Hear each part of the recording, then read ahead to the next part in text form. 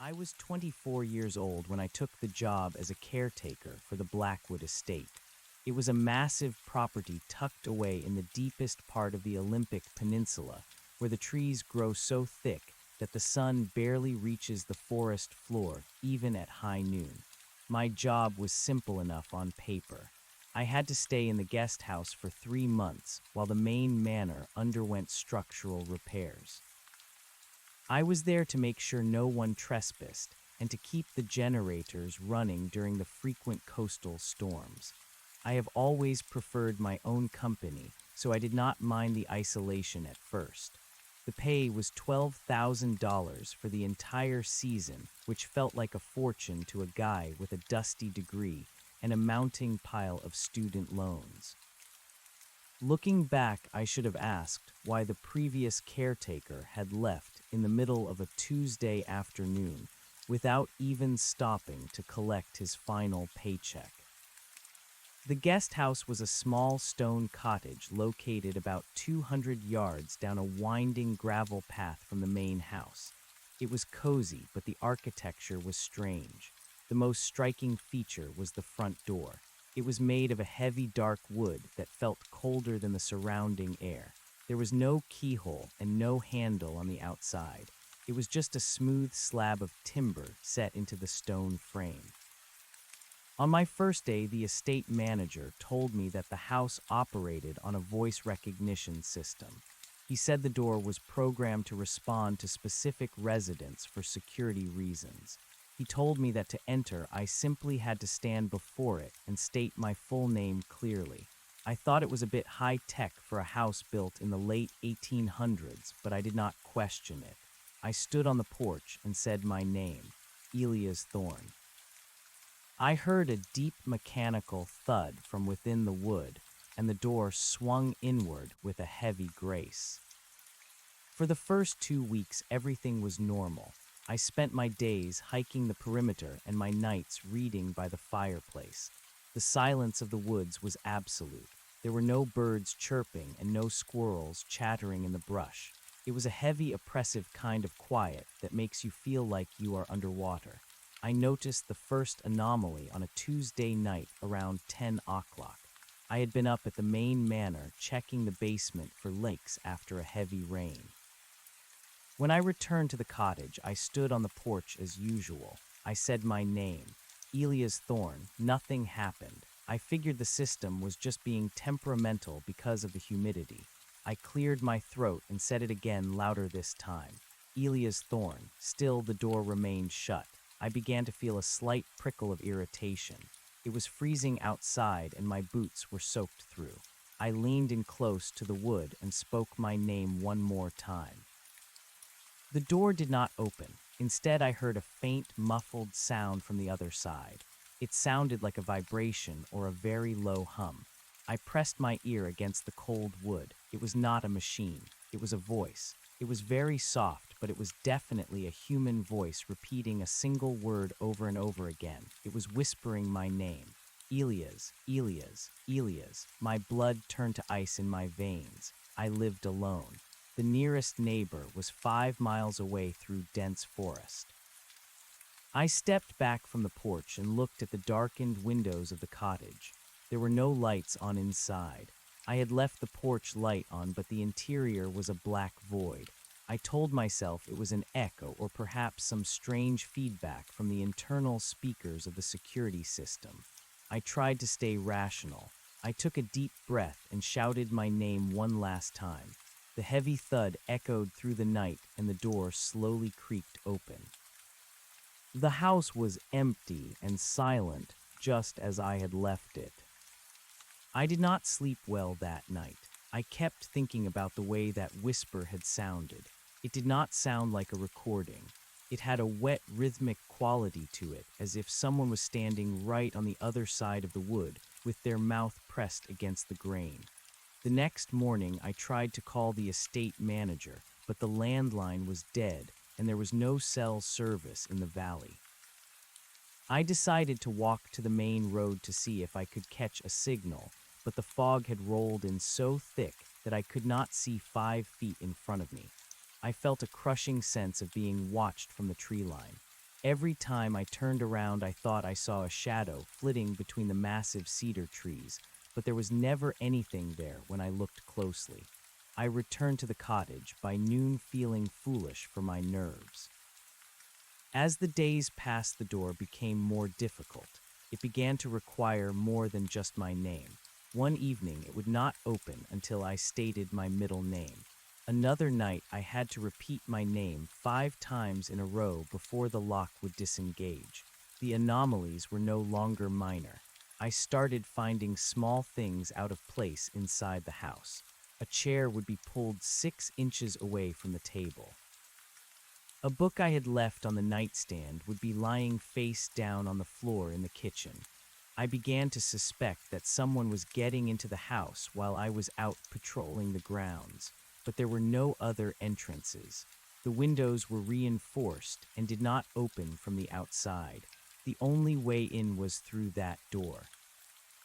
One night I decided to test a theory. I stayed awake in the living room with a heavy iron fire poker in my hand. I sat in the dark and waited.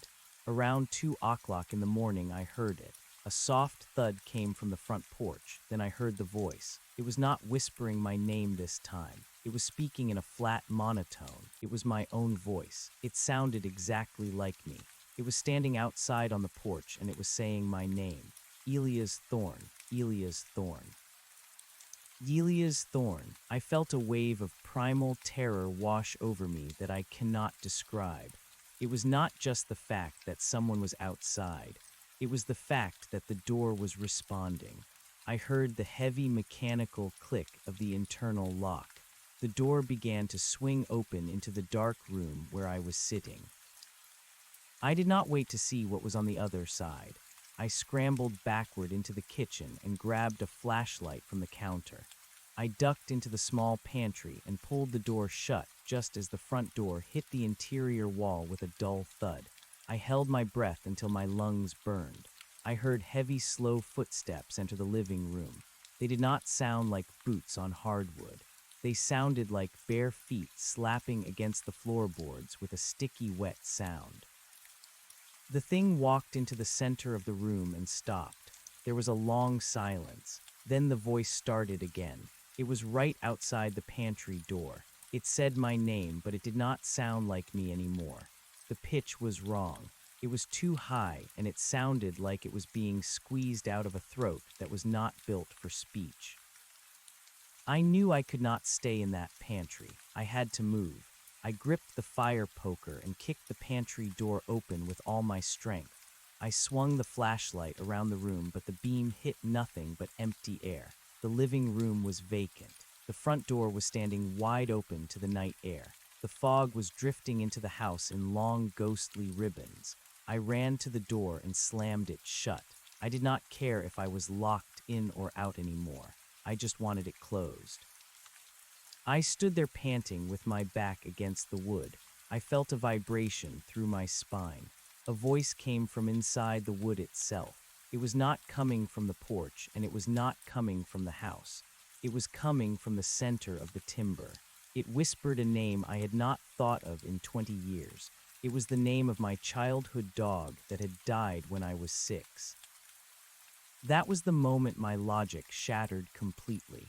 There was no way a security system could know that name. There was no way a prankster or a squatter could have that information.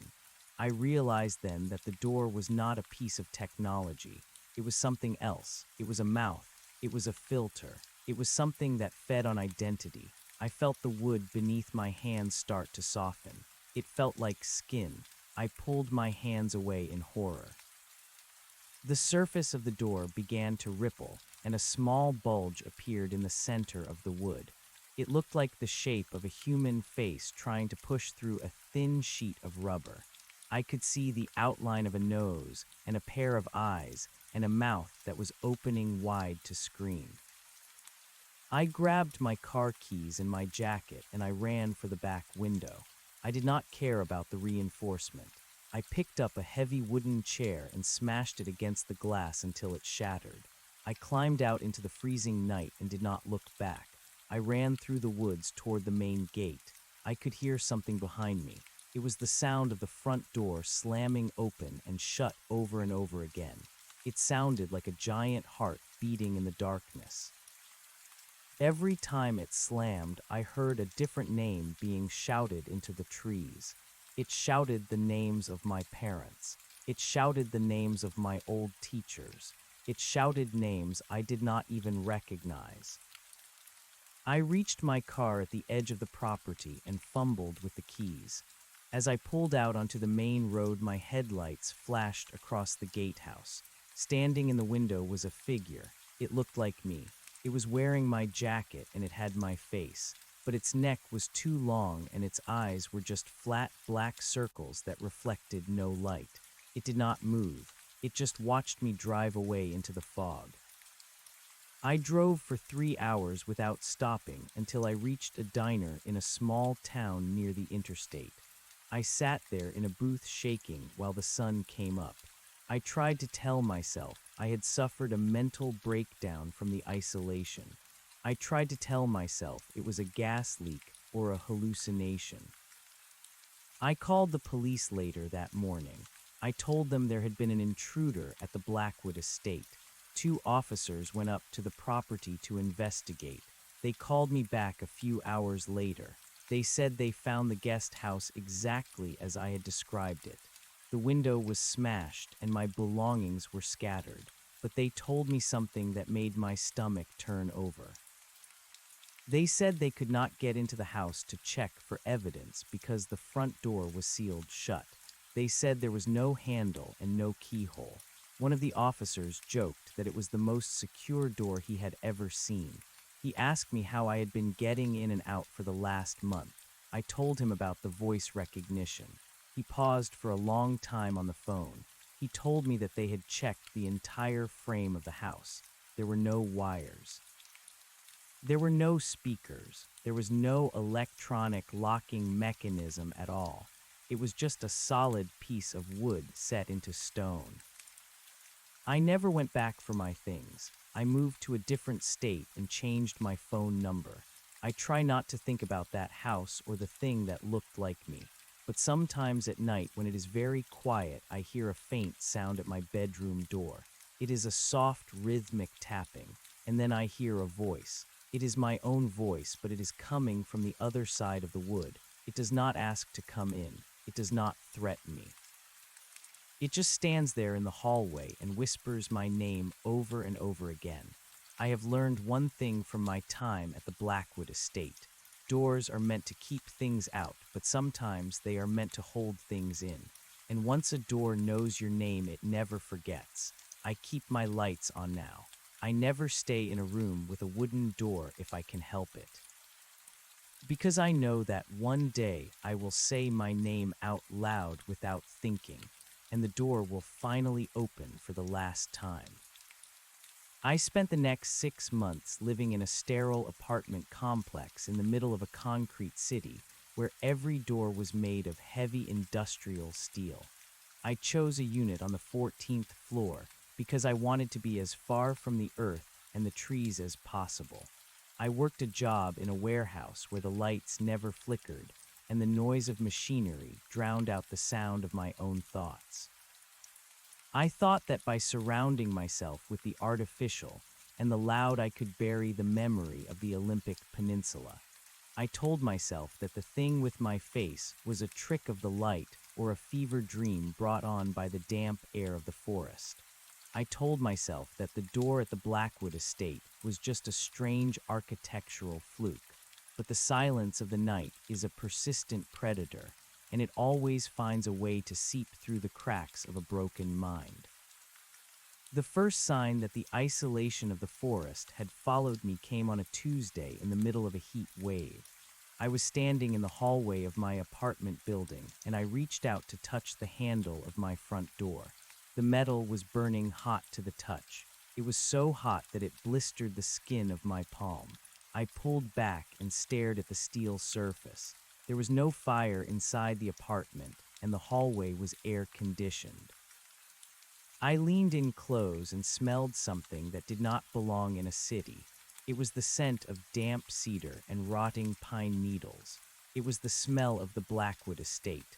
I stood frozen in the hallway as a low vibration began to rattle the frame of the door. It was not the sound of a neighbor or a distant truck. It was a rhythmic thumping that matched the beat of my own heart. I did not enter the apartment that night. I slept in my car in a brightly lit parking lot under the glare of a security camera. I told myself that I was overreacting, but the blister on my hand was real. It was a perfect circle of white skin that felt cold instead of hot. When I looked at it in the rearview mirror, I realized the blister was shaped like a small knot in a piece of wood. I drove to a 24-hour pharmacy and bought bandages, but I could not stop shaking. Every time I closed my eyes, I saw the face in the wood. I saw the way the grain had stretched and pulled to mimic a human nose and a human mouth. I realized then that the door had not just taken my name. It had taken a piece of my identity, and it was using that piece to find me. A week later, the phone calls started. My cell phone would ring at 3 o'clock in the morning. When I answered, there would be nothing but the sound of heavy breathing and the distant creaking of a house settling in the wind. Then a voice would speak. It was my mother. She died 10 years ago in a hospital in Ohio. She would ask me if I had remembered to lock the door. She would ask me if I was staying warm. Her voice was perfect in every detail except for the way she ended every sentence. She would finish each thought by whispering the name of the Blackwood estate. I threw the phone into the river the next morning, but the calls did not stop. I would hear the ringtone coming from inside the walls of my apartment. I would hear it coming from the drains in the sink and the vents in the ceiling. I began to lose weight because I could not eat. Every time I picked up a piece of bread or a piece of fruit, I imagined I could see the faint pattern of wood grain on the surface. I became obsessed with the idea that the world was being replaced by the forest. I stayed awake for 3 days straight, drinking black coffee and staring at the door of my bedroom. I had replaced the wooden interior doors with plastic folding partitions, but it did not help. I could still hear the tapping. It was a polite sound at first, just a few knocks to let me know something was there. But as the sun went down, the knocking grew louder and more violent. It sounded like a sledgehammer hitting a hollow log. I decided that I could no longer run. If the door was a filter, then I had to understand what it was filtering. I spent my life savings on books about local history and folklore of the Pacific Northwest. I spent hours in the public library searching for any mention of the Blackwood family or the estate. I found a small entry in a local history archive from 1922. It mentioned a man named Silas Blackwood who had built a manor in the deep woods after losing his entire family to a scarlet fever outbreak. The entry said that Silas had become obsessed with the idea of a threshold that could keep death away. He believed that if he could build a door that recognized the living, it would refuse to open for the dead. He spent years carving a single slab of timber from an ancient tree that the local tribes avoided. They called it the tree that breathes. According to the archive, Silas Blackwood was found dead in front of that door 3 years after the house was completed. He had not died of old age or illness. He had simply withered away as if the life had been sucked out of him. The doctors said his body looked like a piece of dried driftwood. The house was boarded up and remained empty for decades until a holding company bought the land and turned it into a private retreat. I realized then that I was not the first person to be hunted by the door. I was just the latest meal. The door did not just want my name, it wanted my substance. It wanted to fill its hollow wooden heart with the warmth of a living soul so that it could pretend to be human. The situation reached a breaking point on a Friday night during a thunderstorm. The power in the city went out and my apartment was plunged into total darkness. I sat on the floor of my living room with a flashlight and a kitchen knife. I could hear the wind howling through the gaps in the window frames. and then I heard the sound I had been dreading, the sound of a heavy mechanical thud echoing through the hallway. My front door did not have a voice recognition system. It was a standard deadbolt and a chain, but I heard the click of the lock turning. I watched as the handle began to rotate slowly. I did not scream. I did not move. I just watched. The door swung open and the hallway was gone. Instead of the carpeted corridor and the flickering emergency lights of the apartment building, there was only a wall of thick gray fog. The smell of the Olympic Peninsula flooded the room. It was the scent of earth and ancient rot. Standing in the doorway was the figure I had seen at the gatehouse. It was wearing my clothes. It had my face. It stepped into the room and the floorboards groaned under its weight. It did not look at me. It walked over to the window and stared out at the dark city. It spoke in my voice, but the words were distorted as if they were being filtered through a thick layer of water. It said that the master was ready for me to come home. I realized then that the thing in front of me was not an intruder. It was a replacement. It was the version of Elia's thorn that the door had created from the pieces of me it had stolen. If I stayed, it would eventually take everything. It would take my memories and my skin and my breath until there was nothing left of me but a pile of dry sawdust on the floor. I stood up and pointed the knife at the creature. I told it to leave. I told it that I was the real Elia's thorn. The creature turned its head slowly. Its neck made a cracking sound like a branch breaking in a storm. It smiled at me, and its teeth were made of jagged white splinters. It told me that names do not belong to people. Names belong to the things that hear them. I lunged at the creature, but my knife passed through it as if it were made of smoke. The figure dissolved into a cloud of fine brown dust that smelled like old paper. The doorway remained open to the forest. I could see the outline of the Blackwood Manor in the distance, standing like a tombstone against the black sky. I knew that I could not close the door. The threshold was no longer a physical object.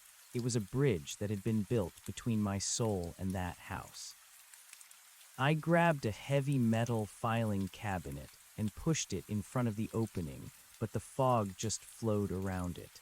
I realized that the only way to break the connection was to go back to the source. I had to go back to the Olympic Peninsula and destroy the door. I drove through the night like a man possessed. I did not stop for gas or food. I reached the gates of the Blackwood estate just as the sun was beginning to rise, but the light did not penetrate the canopy of the trees. The forest was thicker than I remembered. The branches seemed to reach out and claw at the sides of my car as I drove up the winding gravel path. I stopped the car in front of the guest house. The stone cottage looked smaller and more malevolent in the gray light of dawn. The front door was shut tight. It looked like a solid piece of dark skin stretched over the entrance. There was no sound coming from the woods, no birds and no wind, just the heavy silence of the tree that breathes. I got out of the car carrying a gallon of gasoline and a lighter. I walked up to the porch and stood before the wood. I did not say my name. I did not speak at all. I poured the gasoline over the surface of the door and watched as the liquid soaked into the grain. The wood began to hiss and bubble. A low moan came from deep within the house. It was a sound of immense pain and hunger. I struck the lighter and held the flame to the wood. I expected the door to go up in a blaze of orange fire, but that is not what happened. The fire turned a deep, sickly green. The flames did not consume the wood. They seemed to be absorbed by it. The door began to glow with an inner light, and the face appeared again. This time the face was not mine. It was a mosaic of 1,000 different faces. I saw Sela's Blackwood. I saw the previous caretaker. I saw faces of people from centuries ago. Their mouths were all open in a silent chorus of agony. The door began to expand. It grew wider and taller until it filled the entire front of the cottage. The stone walls began to crack and crumble as the wood pushed outward. I realized that the door was not just a part of the house. The house was a shell for the door. The entire structure was a body, and the door was the mouth. I tried to run back to my car, but the ground beneath my feet had turned into a soft carpet of moss and roots. The trees were moving. They were closing in around the cottage, creating a wall of timber that blocked out the sky. I fell to my knees as the vibration in the air became a physical force. It felt like my bones were being shaken apart. The voice came again, but it was not whispering. It was a roar that echoed through the entire valley. It shouted every name I had ever known. It shouted the secrets I had never told anyone. It told me that I could not destroy what I had already become a part of. I looked down at my hands and saw that my skin was turning gray and hard. My fingernails were becoming thick and yellow like old bark. I tried to scream, but my throat felt like it was filled with dry leaves. I was not dying. I was being transformed. I was being turned into a part of the threshold. I crawled toward the car hoping to find some way to escape, but the car was gone. In its place was a massive cedar tree with a trunk that looked like twisted metal. I realized that the forest had been waiting for me to return. It needed a new caretaker. It needed someone to stand at the gate and listen to the names of the lost. I looked back at the door and saw that it was now wide open. Inside the house, there was no furniture and no fireplace. There was only a vast dark void that stretched on forever. I saw figures moving in the darkness. They were the things that looked like people but were not. They were the shadows that the door had filtered out of the world. I am writing this now on a piece of scrap paper I found in my pocket. I am sitting on the porch of the guest house, and I can no longer feel the cold. I can no longer feel the hunger. My skin is as hard as stone, and my eyes do not blink. I have been here for a long time. I do not know if it has been days or years. Time does not move the same way in the shadow of the Blackwood Manor. I watch the path and I wait. I wait for the next person with a dusty degree and a pile of debt. I wait for the person who thinks that $12,000 is a fortune.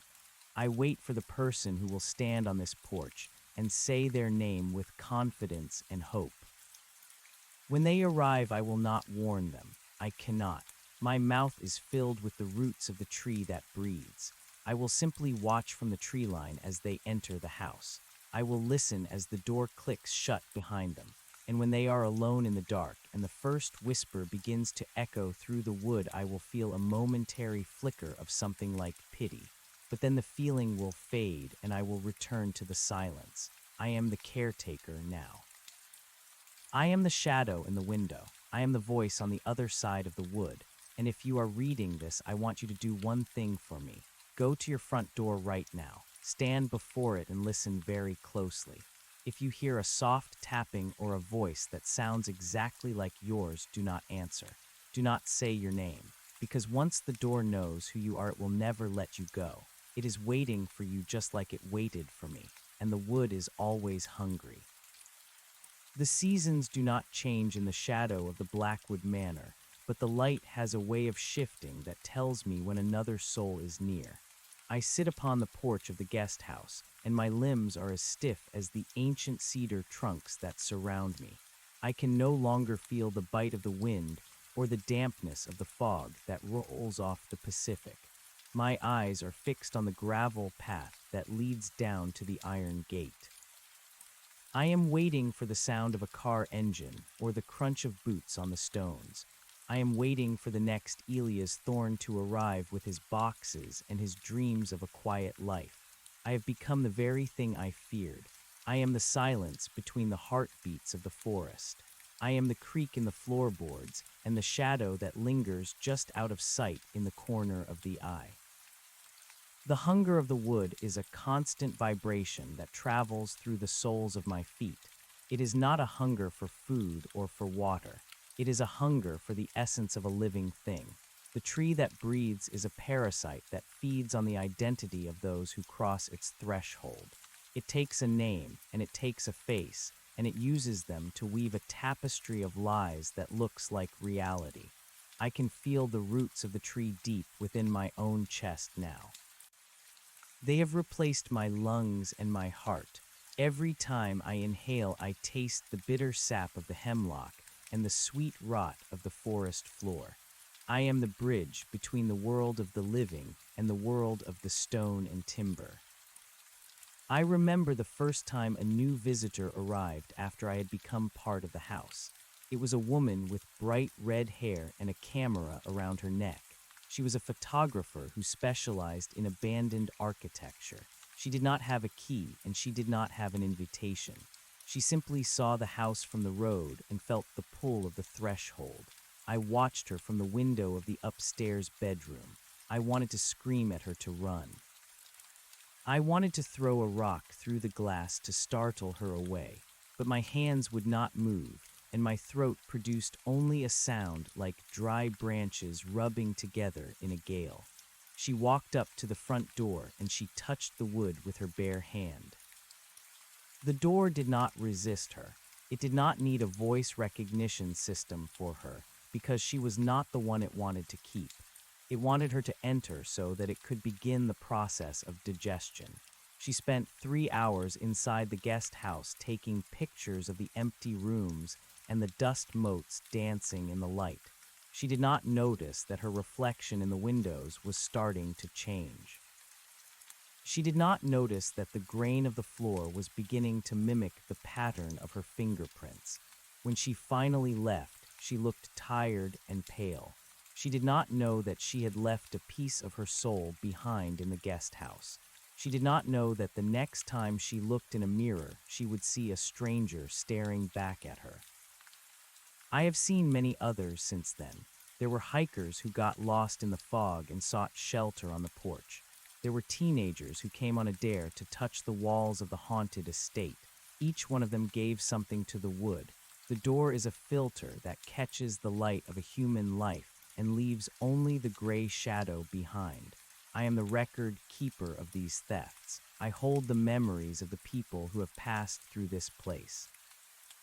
I know the names of their children and the fears they whisper in their sleep. I know the shape of their grief and the color of their joy.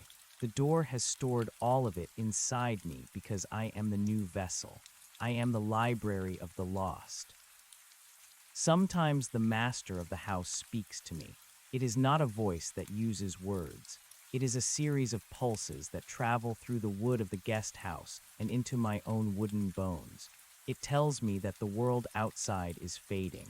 It tells me that the concrete cities and the steel towers are nothing but a temporary fever dream of the earth. It says that eventually the forest will return to claim everything. The tree that breathes is the true master of the peninsula, and the Blackwood Manor is its throne. I am told that I should be proud to serve such an ancient and powerful force. I am told that I am lucky to be preserved while everything else rots and disappears.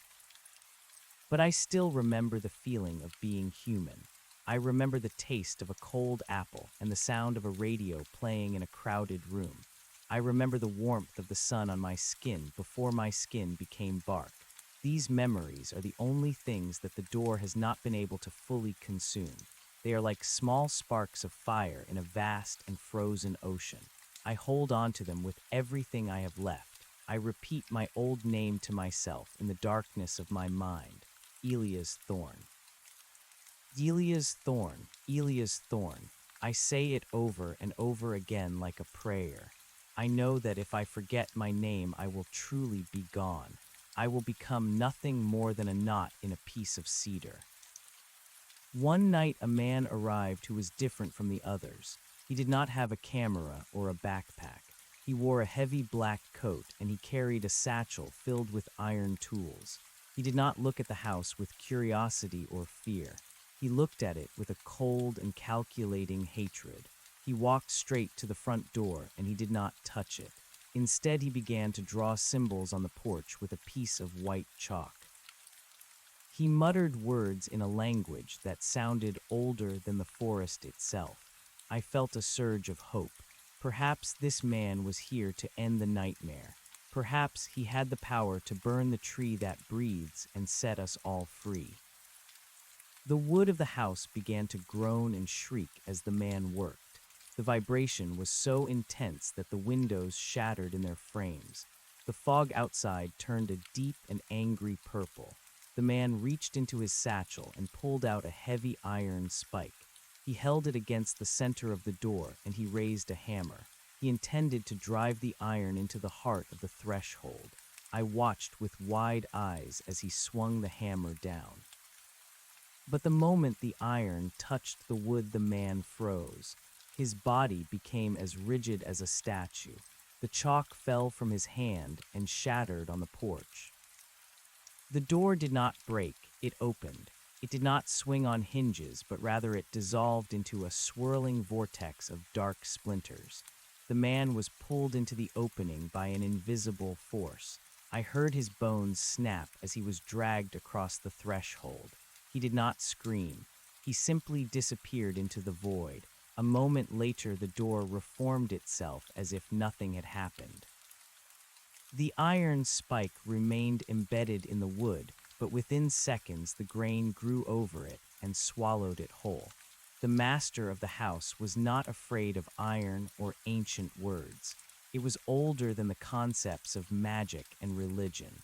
It was a force of nature that could not be bargained with or defeated. After that night, the house became even more aggressive.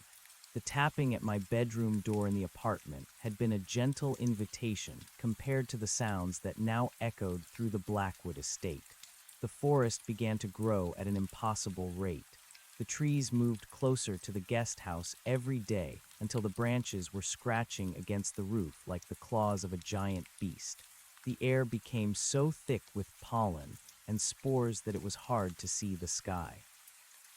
I realized that the house was preparing for something. It was gathering its strength for a final expansion. It wanted to reach beyond the borders of the peninsula and into the world of men. I saw the face of the creature that looked like me wandering through the woods at night. It was no longer wearing my clothes.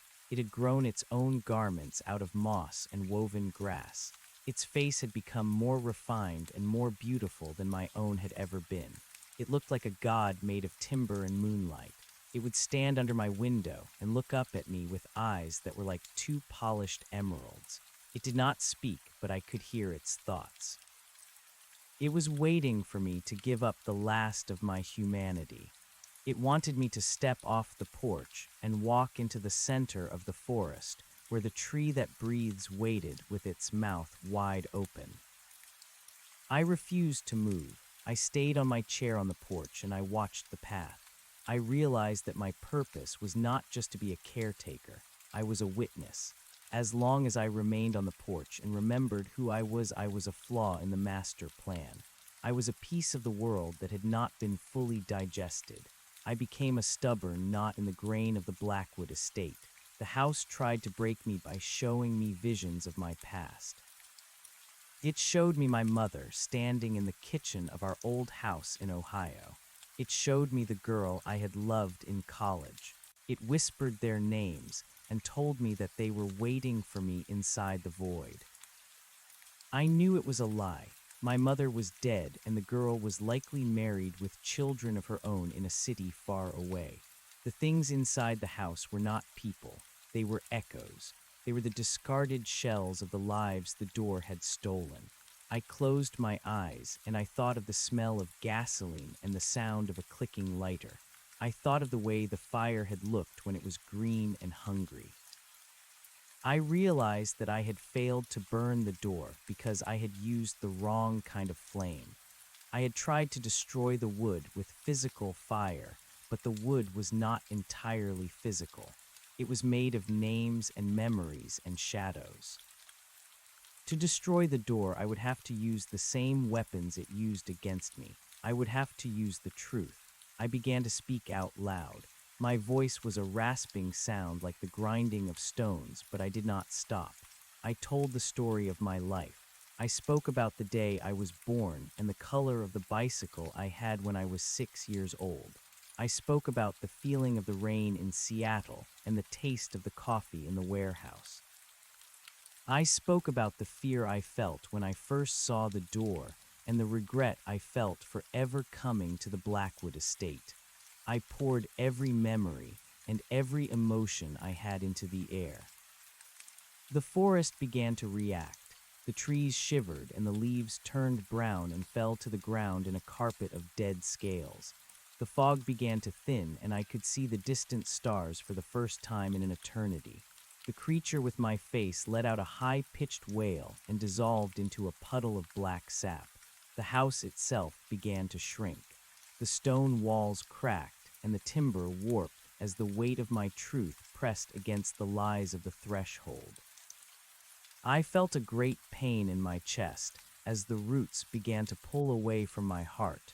It felt like my skin was being flayed from my body. I did not stop speaking. I told the door that it was nothing but a piece of wood. I told it that Silas Blackwood was a fool who had died in vain. I told it that names do not belong to the things that hear them, but to the people who carry them. I reached the end of my story, and I said my name one last time with all the strength I had left. Elias Thorne. The world exploded in a flash of white light. I felt myself falling through a tunnel of darkness and wind. I felt the sensation of being torn apart and put back together again. When I opened my eyes, I was lying on the gravel path outside the iron gates of the estate. The sun was high in the sky, and the air was clear and cool. I looked back at the woods, and I saw that the trees were normal.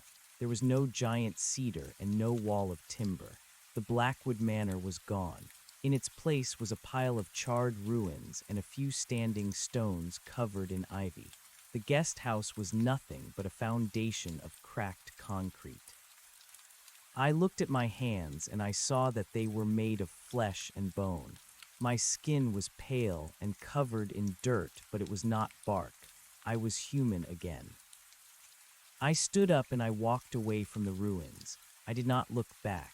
I walked until I reached the main road and I flagged down a passing truck. The driver was a kind man who did not ask many questions. He gave me a bottle of water and a sandwich, and he drove me to the nearest town. I went to the police and I told them a story about getting lost in the woods and suffering from exposure.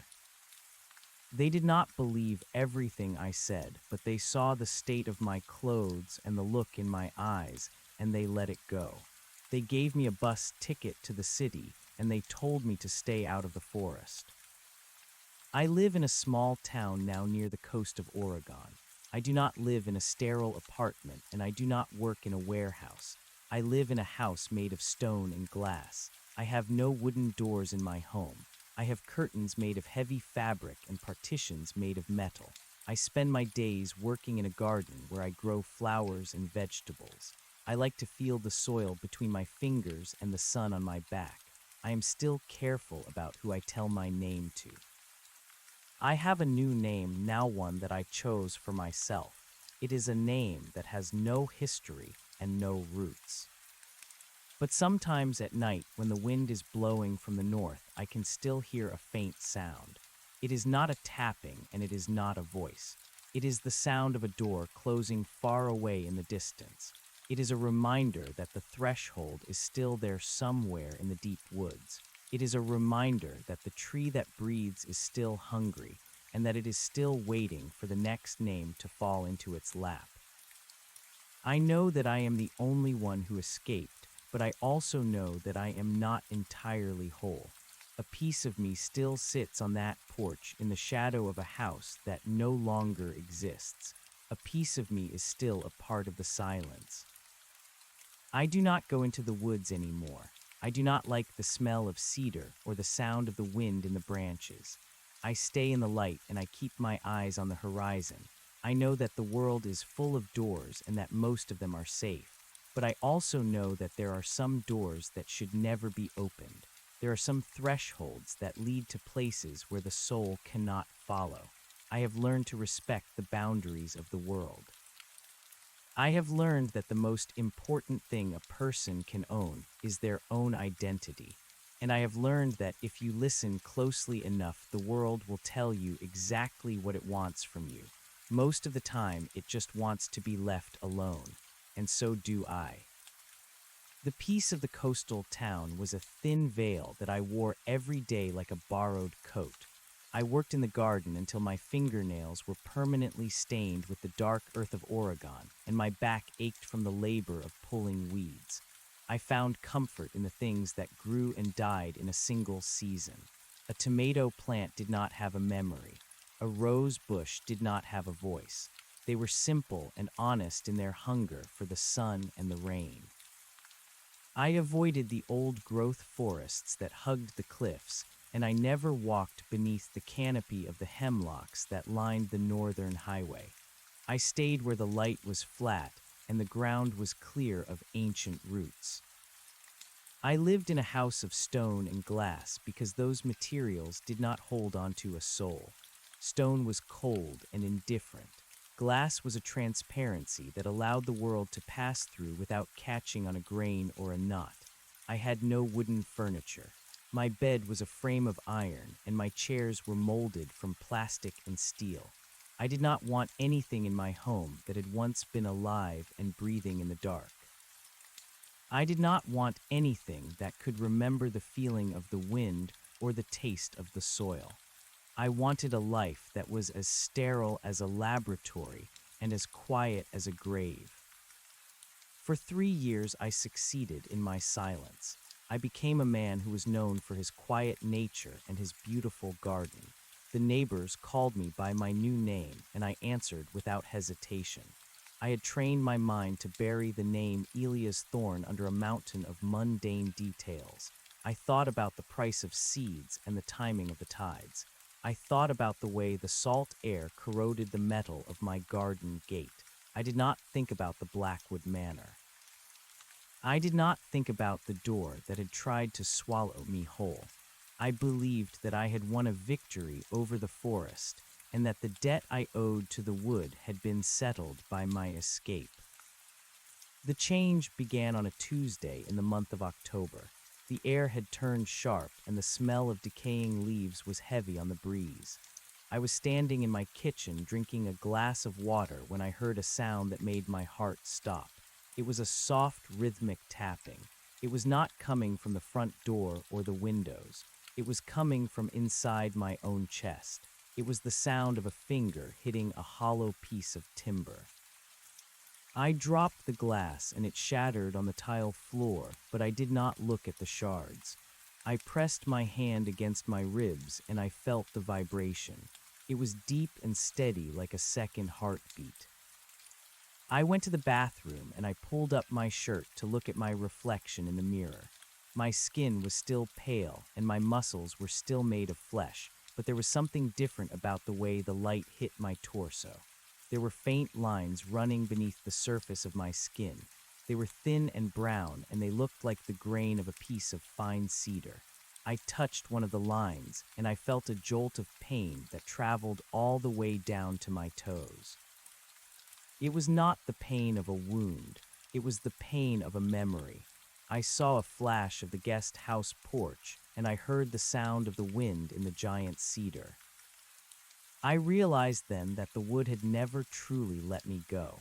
It had allowed me to leave the peninsula so that I could carry its seeds out into the world. I was not an escapee.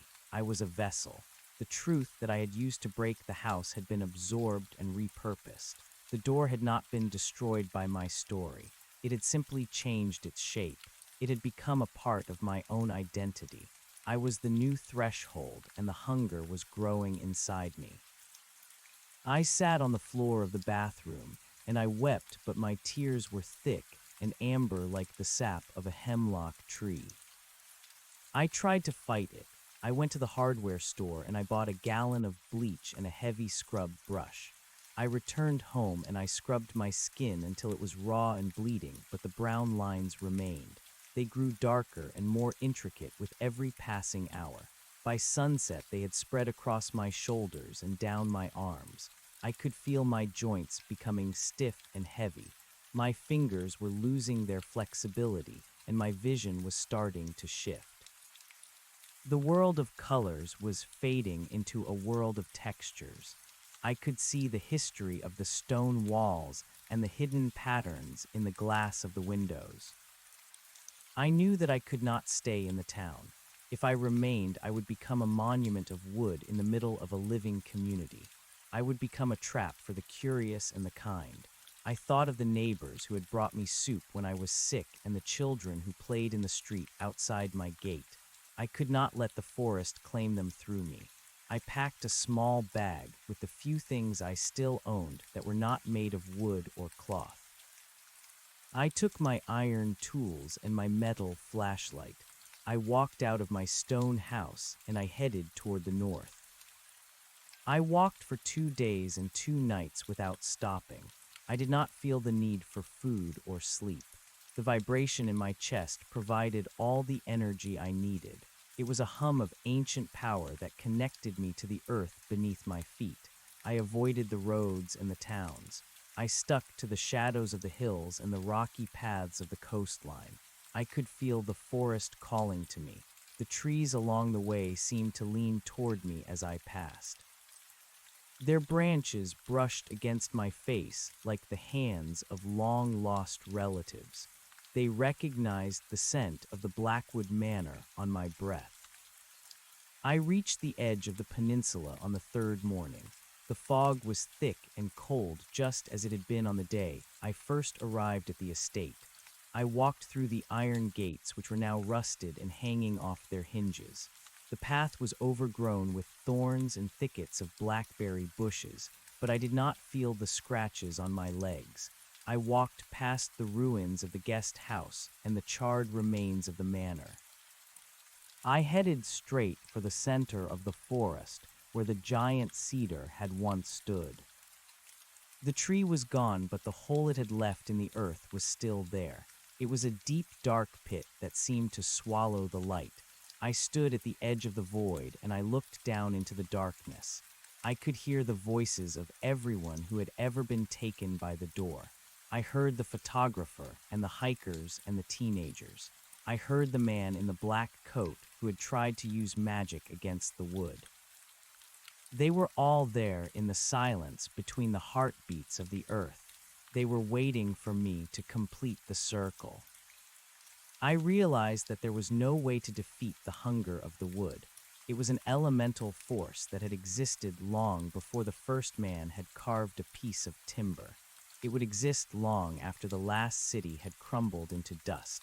The only thing I could do was choose how I would serve it. I could be a victim, or I could be a guardian. I could let the wood consume me entirely, or I could use the last of my humanity to hold the darkness back for a little while longer. I sat down at the edge of the pit and I crossed my legs. I felt the roots of the forest beginning to wrap around my ankles and my waist. They were warm and soft like a blanket. I closed my eyes and I began to speak again. I did not tell the story of my life this time. I told the story of the world. I spoke about the mountains and the oceans and the stars.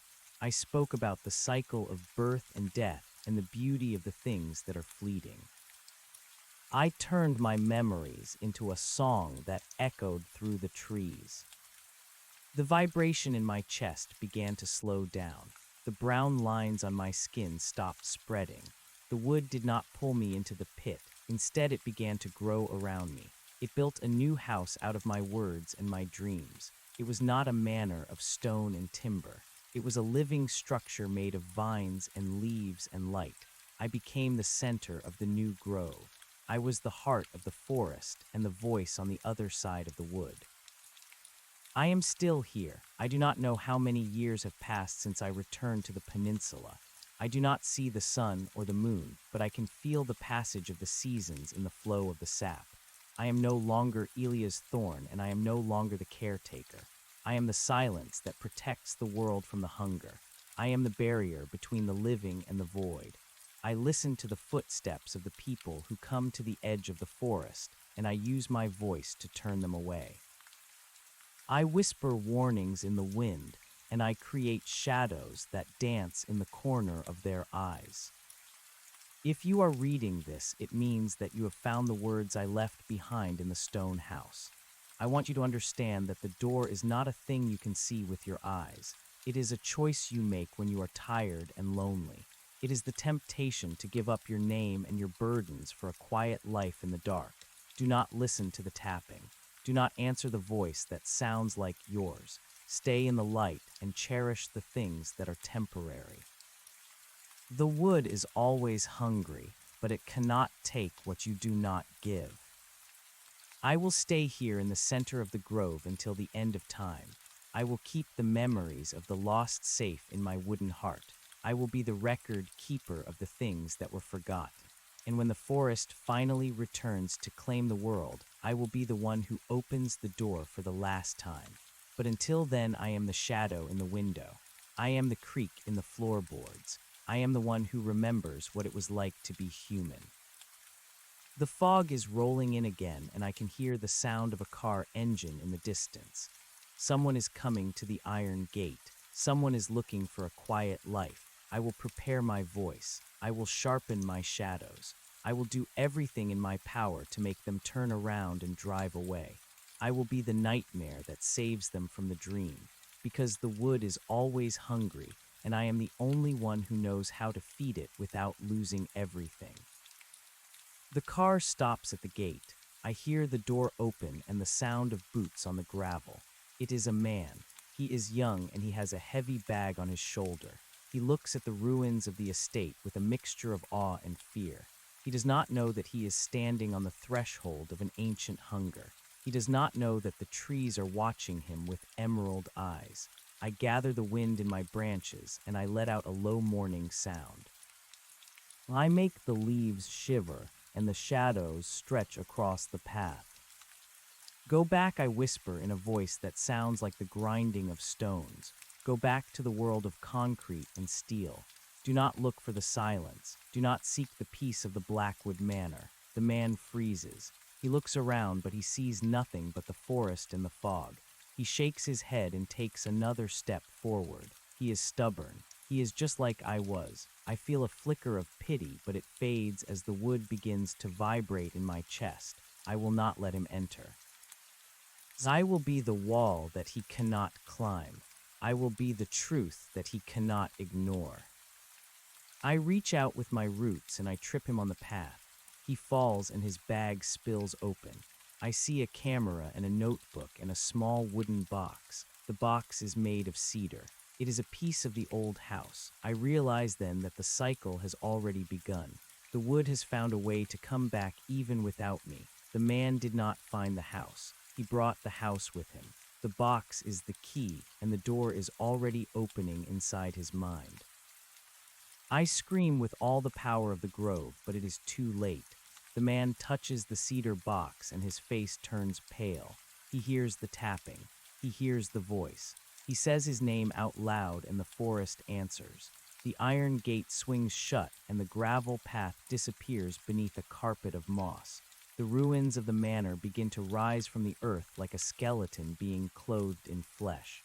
The guest house reforms itself in a whirlwind of splinters and dust. I am no longer the guardian. I am the prisoner again. I am pushed back to the porch of the guest house, and my limbs become stiff and heavy. My skin turns to bark, and my heart turns to sap. The man walks up the steps, and he looks at me. He does not see a man. He sees a chair made of ancient cedar. He sits down and he looks out at the forest. He is waiting for the silence. He is waiting for the first whisper to echo through the wood. The cycle continues and the hunger remains. The Blackwood Manor is a house that never dies. It is a parasite that feeds on the souls of the curious and the lost, and I am the witness. I am the one who watches as the door clicks shut. I am the one who listens to the tapping. I am the voice on the other side of the wood, and if you are still reading this, I have only one thing left to say. Run. Run until you cannot feel your legs. Run until the sound of the wind is gone. Do not look back, because the wood is always behind you, and it never stops hunting. The young man remains seated upon my lap for what feels like an eternity. He does not know that the chair he occupies was once a person who shared his exact curiosities. He does not know that the grain of the wood beneath his palms is the fossilized remains of my own fingerprints. I can feel the heat of his body through the thick bark that now serves as my skin. It is a cruel sensation because it reminds me of the warmth I have lost. It reminds me of the sun on my back in that small garden by the Oregon coast. I want to scream at him to stand up and run toward the iron gates before the hinges fuse shut with rust and ivy. I want to tell him that the notebook in his hand will soon become a record of his own disintegration. But my voice is no longer a human sound. It is only the groan of a joint under pressure and the whistle of the wind through a knot in my side. The manor house stands tall and terrible behind us. It has finished its reconstruction. The windows are like dark eyes reflecting the gray sky of the peninsula. The front door is made of the same heavy cedar that now composes my very being. I can feel the house breathing. It does not breathe air like a living creature. It breathes time and memory. It pulls the past into the present and stitches them together with threads of shadow. The young man opens his cedar box and takes out a small silver key. He does not remember where he got it. He thinks he found it in an antique shop in a city far to the south. He does not realize that the house sent the key to find him. The wood is patient. It can wait decades for a single soul to walk through the gates. It can plant seeds of obsession in the minds of the weak until they have no choice but to seek out the source of their dreams. The sun begins to set behind the jagged tree line. The light turns a bruised purple, and the shadows of the hemlocks stretch out like long skeletal fingers across the overgrown lawn. The young man stands up. I feel the relief of his weight leaving my frame, but it is followed immediately by a crushing sense of dread. He walks toward the front steps of the manor. Each footfall on the rotting wood of the porch sounds like a drumbeat in the silence. He reaches the door and pauses. For a single heartbeat, I hope that he will turn around. I hope that the instinct for survival will overcome the pull of the void. But the door begins to tap from the inside. It is a gentle sound. It is the sound of a mother knocking on the bedroom door of a sleeping child. It is an invitation to come home. The man inserts the key into the lock. The sound of metal turning against metal is the loudest thing I have ever heard. It echoes through the forest and vibrates deep within my wooden marrow. The door swings open on silent hinges. The darkness inside the house is absolute. It is a thick and heavy dark that seems to spill out onto the porch like a liquid. The man steps across the threshold and the door clicks shut behind him. I am alone again in the twilight. I am a chair on a porch, in a place that does not exist on any map. I am a piece of furniture with a soul that is slowly turning into sap. The hours pass in a blur of moonlight and mist. I can feel the house digesting the young man. I can hear his footsteps moving through the hallways. He is looking for something that is not there. He is looking for an answer to a question he forgot how to ask. He will find the library where the books have no titles. He will find the kitchen where the table is set for a family that never lived. Eventually, he will find the room at the top of the stairs. He will find the mirror that does not show a reflection. And when he looks into that mirror, he will see the forest staring back at him. He will see the brown lines beginning to crawl across his throat. He will realize that his name is a weight that he can no longer carry. I wonder how many others are hidden within the walls of this place. I can feel the presence of the photographer in the floorboards beneath the dining table. I can feel the hiker in the banister of the grand staircase. We are all part of the architecture now. We are the silent witnesses to the hunger of the Blackwood estate. We are the wood that breathes. I try to reach out to the others with my mind, but there is only a vast and hollow silence. We are not a community. We are separate cells in a giant wooden body. We are the memories that the house uses to keep itself alive. A week passes, or perhaps it is a century. Time has no meaning when you are made of cedar and shadow. The man comes out of the house on a Tuesday morning. He looks different. His eyes are wide and vacant. His skin has a dull, waxy sheen like the surface of a leaf. He is carrying the notebook, but he is no longer writing in it. He sits down on me again. I feel his hands trembling as he touches the armrests. He is starting to understand. He is starting to hear the voices in the wind. He leans his head back and closes his eyes. I want to tell him about the garden in Oregon. I want to tell him about the smell of the salt air and the taste of a fresh tomato. I want to give him a reason to fight, but the wood is too thick. My thoughts are slow and heavy like syrup. The man speaks a name. It is not his name. It is a name that the house gave him. It is a name that sounds like the snapping of a dry twig. As soon as the words leave his lips, the forest around us begins to shiver. The trees lean in closer. The roots beneath the porch begin to churn the soil. The man is no longer a guest. He is becoming a permanent fixture. He stands up and walks down the steps toward the center of the grove. He is heading for the pit where the giant cedar once stood. He is going to take my place as the guardian. He is going to be the new voice that whispers warnings to the world. I feel a sudden and violent shift in my perception. The stiffness in my limbs begins to fade. The bark on my skin begins to crack and peel away. I can feel the blood moving in my veins again. It is a painful and terrifying sensation. It feels like 1,000 needles pricking every inch of my body. I fall forward off the porch and land on the hard ground. I am a man again. I am Elia's thorn. I am cold and naked and covered in the sticky residue of the wood.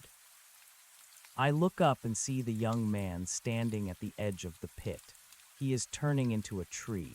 His legs are sinking into the earth and his arms are reaching toward the sky. His fingers are sprouting leaves and his hair is turning into a crown of needles. The house is letting me go. It has found a fresh soul to occupy the center of the grove. It no longer needs the old and weathered spirit of a gardener from the coast. I am being discarded like a broken tool. I scramble to my feet and run. I do not look for my clothes or my bag. I do not look for the iron tools I brought with me. I simply run toward the gates. The thorns tear at my flesh, but I do not stop. The fog tries to blind me, but I follow the sound of the ocean. I burst through the iron gates and tumble onto the gravel road.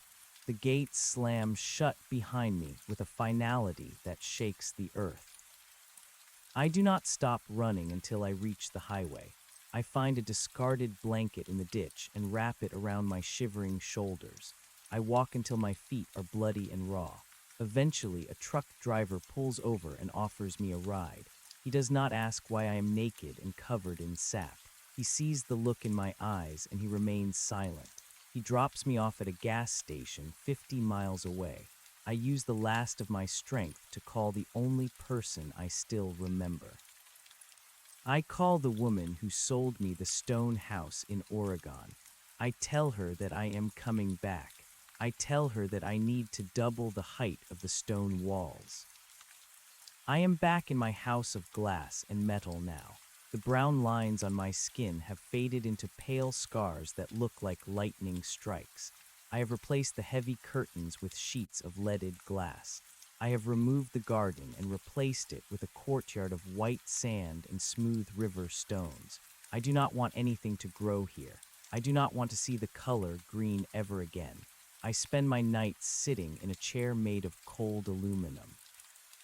I listen to the sound of the waves crashing against the cliffs. It is a chaotic and indifferent sound. It is the sound of a world that does not care about names or stories. But the silence is not gone. It is waiting just outside the perimeter of my property. I can see the hemlocks on the northern ridge watching me.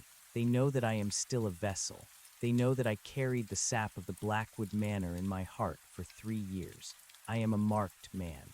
I am a bridge between the world of the living and the world of the wood. Sometimes, when I am washing my hands, I see a flicker of amber in the water. Sometimes, when I am breathing, I smell the scent of ancient cedar. I know that the house is not finished with me. It is simply allowing me to ripen.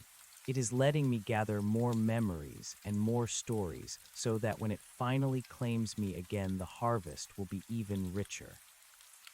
I have started to write this down because I know that my time is short. The tapping has returned. It is not coming from my chest this time.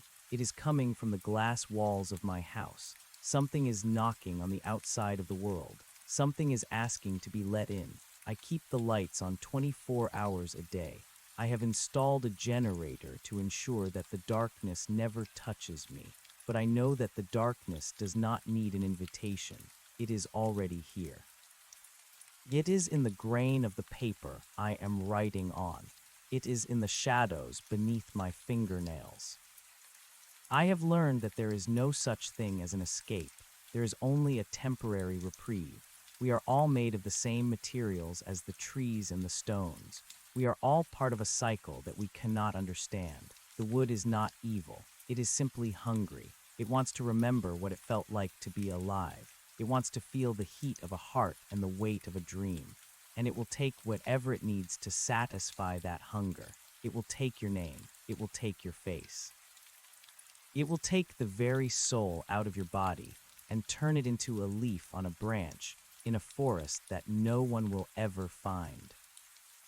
If you find this record, please do not look for me. Do not come to the coast of Oregon. Do not look for the house of stone and glass. By the time you arrive, I will be gone. The walls will be empty and the sand in the courtyard will be undisturbed. There will be no sign that a man named Elias Thorne ever lived here. There will only be the sound of the wind in the branches and the smell of cedar on the breeze. And if you listen closely enough, you might hear a faint tapping. You might hear a voice that sounds like your own calling out from the shadows. Do not answer. Do not look back. Just walk away and pray that the wood has already found someone else to satisfy its hunger for the night. The generator is beginning to sputter. The fuel is running low. The lights are flickering and the shadows are growing long. I can hear the sound of a door closing far away in the distance. It is a familiar sound. It is the sound of the threshold being crossed. I look at my hands and I see the brown lines returning. They are darker than before. They are thicker. They are turning into ridges of bark. I do not feel fear anymore. I only feel a profound sense of weariness. I am tired of running. I am tired of fighting the inevitable. I am ready to go back to the silence. I am ready to be a part of the house that never dies. I stand up and walk toward the glass wall. I see a figure standing in the courtyard. It is the young man from the peninsula. He is no longer a tree. He is a man again. He is wearing my old clothes and he is carrying my old garden tools. He looks at me and smiles. It is a smile of recognition. It is a smile of welcome. He reaches out and touches the glass. The glass cracks and shatters into 1,000 pieces. The cold night air rushes in and I smell the scent of the forest. I step out into the sand and I feel the roots beginning to wrap around my ankles. I do not struggle. I close my eyes and I let the darkness take me. I am no longer a man. I am a memory. I am the wood that breathes, and the hunger is finally satisfied, for now. The sensation of the sand between my toes is the last human feeling I can truly claim as my own. It is cold and abrasive and real, but as the roots tighten around my ankles, the grain of the earth begins to change. The sand is no longer silica and stone. It is becoming sawdust and ancient mulch. I feel the weight of the house in Oregon falling away. The glass walls and the aluminum chairs are nothing but ghosts of a life that was never meant to last. I am being pulled back into the deep green heart of the peninsula. I do not walk. I do not crawl. I simply flow with the current of the wood. The young man who wears my face and my clothes stands perfectly still in the center of the courtyard. He is the mirror image of my former self. He is the version of Elia's thorn that the world will remember if anyone bothers to look. He will go to the post office and he will buy groceries and he will speak to the neighbors with a voice that sounds like mine. But I know the truth. He is only a hollow shell filled with the intent of the forest. He is the scout and I am the sacrifice. The transition is not a physical journey across miles of highway and forest. It is a folding of space. One moment I am standing in the cold air of the coast, and the next I am back on the porch of the Blackwood Manor. The smell of cedar is so thick that it coats the back of my throat like honey. The house is no longer a ruin. It is a masterpiece of dark timber and shifting shadows. The windows are glowing with a soft amber light that does not come from lamps or candles. It is the light of trapped souls burning slowly in the walls. I look down at my hands and I see that the transformation is nearly complete. My fingers have fused together into wide, flat petals of bark. My legs are no longer capable of movement because they have burrowed through the floorboards of the porch and into the hungry soil beneath. I am becoming the foundation. I am becoming the very thing I tried to burn and bury. I hear a sound coming from the woods beyond the iron gates. It is the sound of an engine. It is a high-pitched whine that cuts through the heavy silence of the grove like a blade. A car is approaching. The headlights cut through the fog and sweep across the mossy stones of the perimeter wall. The house shivers in anticipation. I can feel the joy of the manor vibrating through my wooden ribs. It is the joy of a predator that sees its next meal approaching the trap. The car stops at the gate. The engine dies and the silence returns, but it is a different kind of silence now. It is a silence that is full of teeth. A woman steps out of the car. She is young and she is carrying a camera. She is wearing a bright yellow rain jacket that looks like a warning sign against the gray backdrop of the trees. She looks at the gate and she hesitates. She feels the eyes of the forest on her. She feels the weight of the ancient hunger. Go back, I try to scream, but my mouth is only a knot in the wood. The sound I produce is nothing more than a low groan of timber settling under the weight of the roof. The woman does not hear a warning. She hears the mystery of an abandoned estate calling to her. She sees the beauty of the ivy and the tragedy of the tilted chimneys. She reaches out and touches the iron bars of the gate. The rust flakes off under her touch, and the gate swings open without a single creak. The house has prepared the way for her. It has greased the hinges with the oil of its own malice. She takes a step forward onto the gravel path. I feel her footfalls echoing in my chest. Each step she takes is a stitch in the fabric of her doom. She is looking for the perfect shot. She is looking for the light that will make her famous or satisfied or whole. She does not know that the light in the windows is waiting to consume her reflection. She walks toward the porch where I stand. She looks directly at me, but she does not see a man. She sees a magnificent pillar of carved cedar that supports the weight of the overhanging roof. She reaches out and runs her hand over the surface of my arm. Her skin is warm and soft. It is a sensation that makes me want to weep, but I have no eyes for tears. I can only feel the electricity of her life force humming against my bark. She smiles and adjusts the lens of her camera. She takes a photograph of the front door.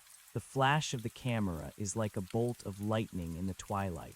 For a brief second, the shadows are pushed back, and I see the true face of the manor.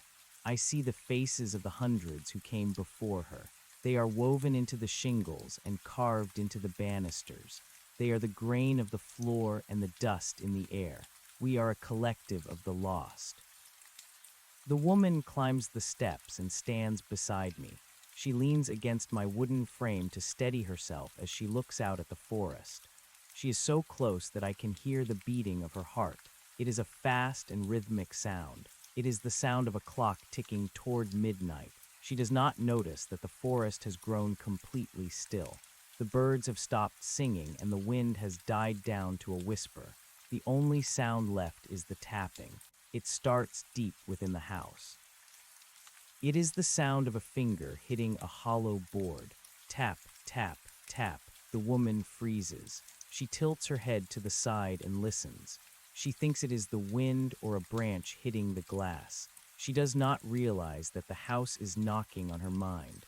She does not realize that the door behind her is already beginning to melt into the frame. She turns around and looks at the front door. It is a massive slab of dark wood with a brass knocker shaped like a lion's head. The lion has emerald eyes that seem to track her movement. The woman reaches out and touches the handle. It is cold as ice. She pulls on it, but it does not budge. She frowns and tries again. The tapping grows louder. It is coming from the other side of the wood now. It is urgent and rhythmic. It sounds like a heart that has forgotten how to beat. The woman steps back and looks at the windows. She sees a movement in the shadows of the parlor. She sees a pale hand pressing against the glass. She gasps and drops her camera. The plastic casing shatters on the porch and the film spills out like a black ribbon. She turns to run, but the stairs are gone. The porch has extended itself into a vast and endless platform of wood that stretches out into the fog. The gravel path has been swallowed by the earth, and the iron gates have vanished behind a wall of thorns that grew a foot in a single second. She is trapped on the stage of the Blackwood Manor. She spins around and looks at me. She sees the brown lines on the pillar. She sees the shape of a human face hidden in the whorls of the grain. She screams, and the sound is swallowed by the heavy air. The house does not like noise. It prefers the silence of the grave. The front door swings open of its own accord. The darkness inside is not just an absence of light. It is a physical presence that reaches out like a hand. The woman is pulled toward the threshold. She fights against the invisible force, but her feet slide across the smooth wood as if it were greased with fat. She grabs onto me. She wraps her arms around my cedar trunk and clings to me with the strength of the dying. I feel her fingernails digging into my bark. I feel her breath on my surface. I want to hold her. I want to push her away. I want to be anything other than a witness, but I am the pillar. I am the support. I am the thing that holds the house up while it eats. Her grip begins to slip. The darkness is stronger than her will. It wraps around her waist and pulls her into the hallway. The door slams shut with a sound that echoes through the entire peninsula. The emerald eyes of the lion knocker flash once and then go dark. I am alone again. The silence returns, and it is heavier than before. I can feel the house processing the new arrival. I can feel the yellow jacket being absorbed into the wallpaper. I can feel the camera parts becoming the nails in the floor. The woman is no longer a photographer. She is becoming the window in the attic. She is becoming the light that will lure the next traveler into the grove. The cycle is perfect. It is a closed loop of hunger and transformation. I wonder how long I will remain as the pillar. Perhaps in 100 years I will be promoted to a chair or a table. Perhaps I will be allowed to rot and become the soil that feeds the next generation of hemlocks. But there is no end to the Blackwood Manor. It is a parasite that has grown larger than the world itself. The sun rises and falls 1,000 times in the blink of an eye. The seasons blur into a single long winter of the soul. I see the young man who took my place. He is standing in the center of the grove, and his branches are thick with needles. He is a beautiful specimen of a tree. He is strong and tall and full of the sap of the manor. He is the guardian now. He is the one who whispers to the wind. He is the one who warns the curious to stay away, while secretly pulling them closer with the scent of pine and mystery. We are the two ends of the same rope. We are the beginning and the ending of the story. I realize now that the house did not choose me because I was special. It chose me because I was empty. I was looking for a silence that did not exist in the world of concrete and steel. I was looking for a peace that can only be found in the absence of the self. The Blackwood Manor provided exactly what I asked for. It stripped away my name and my history and my flesh. It turned me into a part of something larger and more permanent than a human life. It gave me the silence of the wood. It is a cold and terrifying peace, but it is peace nonetheless. I no longer feel the pain of the needles or the itch of the bark. I no longer feel the hunger for food or the thirst for water. I only feel the slow and steady pulse of the earth. If you are reading this on the paper I left behind in the house of glass, you must understand that the words are not mine. They are the words of the wood. They are the seeds of the next harvest. By reading them, you have already invited the shadow into your room. You have already started to listen for the tapping.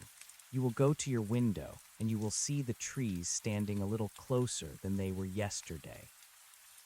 You will smell the scent of cedar in your hallway, even though you have no wooden furniture.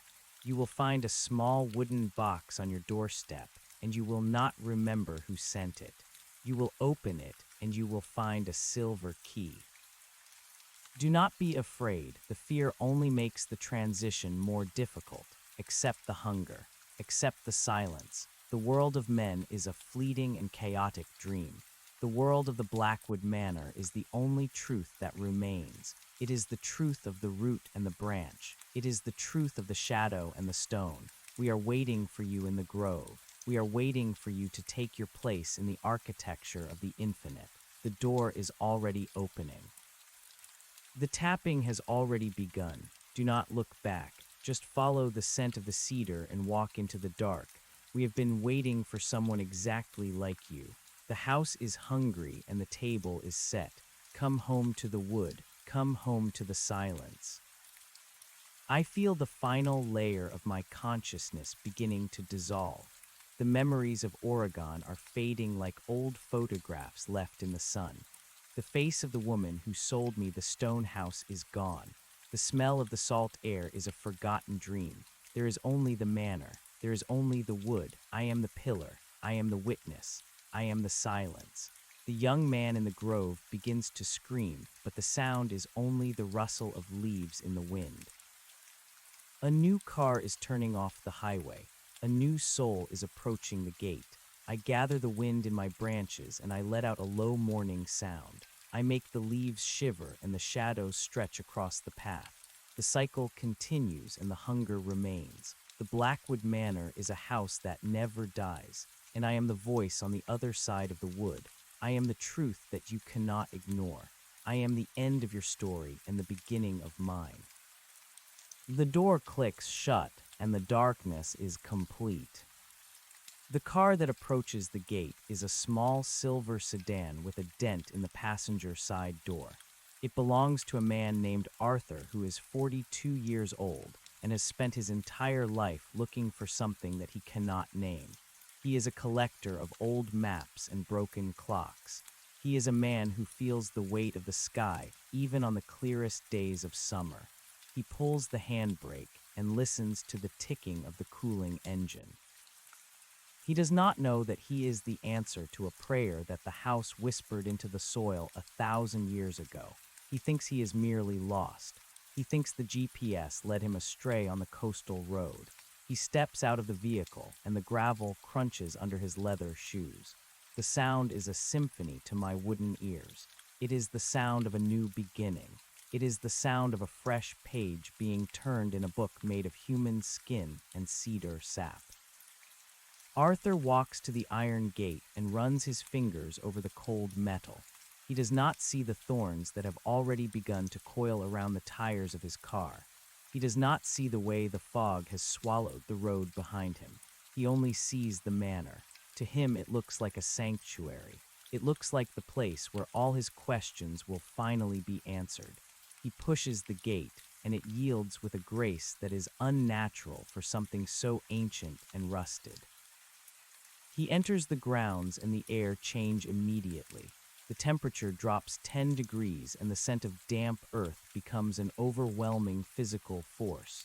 He walks toward the porch where I stand as the central pillar. I am the silent sentinel. I am the vertical tomb. He looks at me and he tilts his head to the side. He sees the patterns in my bark and he thinks they are the work of a master craftsman from a forgotten era. He reaches out and touches my surface with a hand that is shaking from the cold. I feel the heat of his blood through the layers of my timber. It is a terrifying and beautiful sensation. It reminds me of the time when I was Elia's thorn. It reminds me of the heat of a kitchen and the sting of a paper cut. But those memories are like smoke in a gale. They are vanishing even as I try to hold on to them. Arthur moves past me and stands before the front door. The lion head knocker watches him with its emerald eyes. The man does not knock. He does not need to. The house has already decided to let him in. The door swings inward on hinges that are made of bone and shadow. Arthur hesitates for a single heartbeat. He feels the primal instinct to run. He feels the ghost of a warning that I am trying to scream through the knots in my chest, but the curiosity is stronger than the fear. He takes a step over the threshold, and the darkness of the hallway reaches out to greet him like an old friend. The door closes, and the emerald eyes of the lion flash with a predatory hunger. I feel the house shudder as it begins the process of digestion. The floorboards in the parlor are already shifting to accommodate his weight.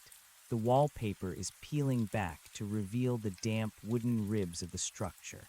Arthur will spend the first hour exploring the rooms. He will find the library with the books that have no titles. He will find the kitchen with the stove that is always cold but smells of roasting meat. He will find the staircase that leads to a hallway that never ends. And eventually, he will find the room with the large wooden wardrobe. He will open the doors of the wardrobe, and he will see his own reflection in the polished wood. But it will not be a reflection of his face. It will be a reflection of his soul. He will see the brown lines beginning to crawl up his neck. He will see his fingers turning into twigs. While the house consumes Arthur, I feel my own existence shifting once again. I am no longer just the pillar on the porch. The manor is expanding, and it requires more complex machinery to function. I feel my consciousness being pulled upward through the rafters and into the attic. I am becoming the roof. I am becoming the shingles that protect the hunger from the rain. I am becoming the heavy beams that hold the weight of the sky. I see the world from a new perspective. I see the entire peninsula as a giant organism made of wood and shadow. The trees are the veins and the manor is the heart.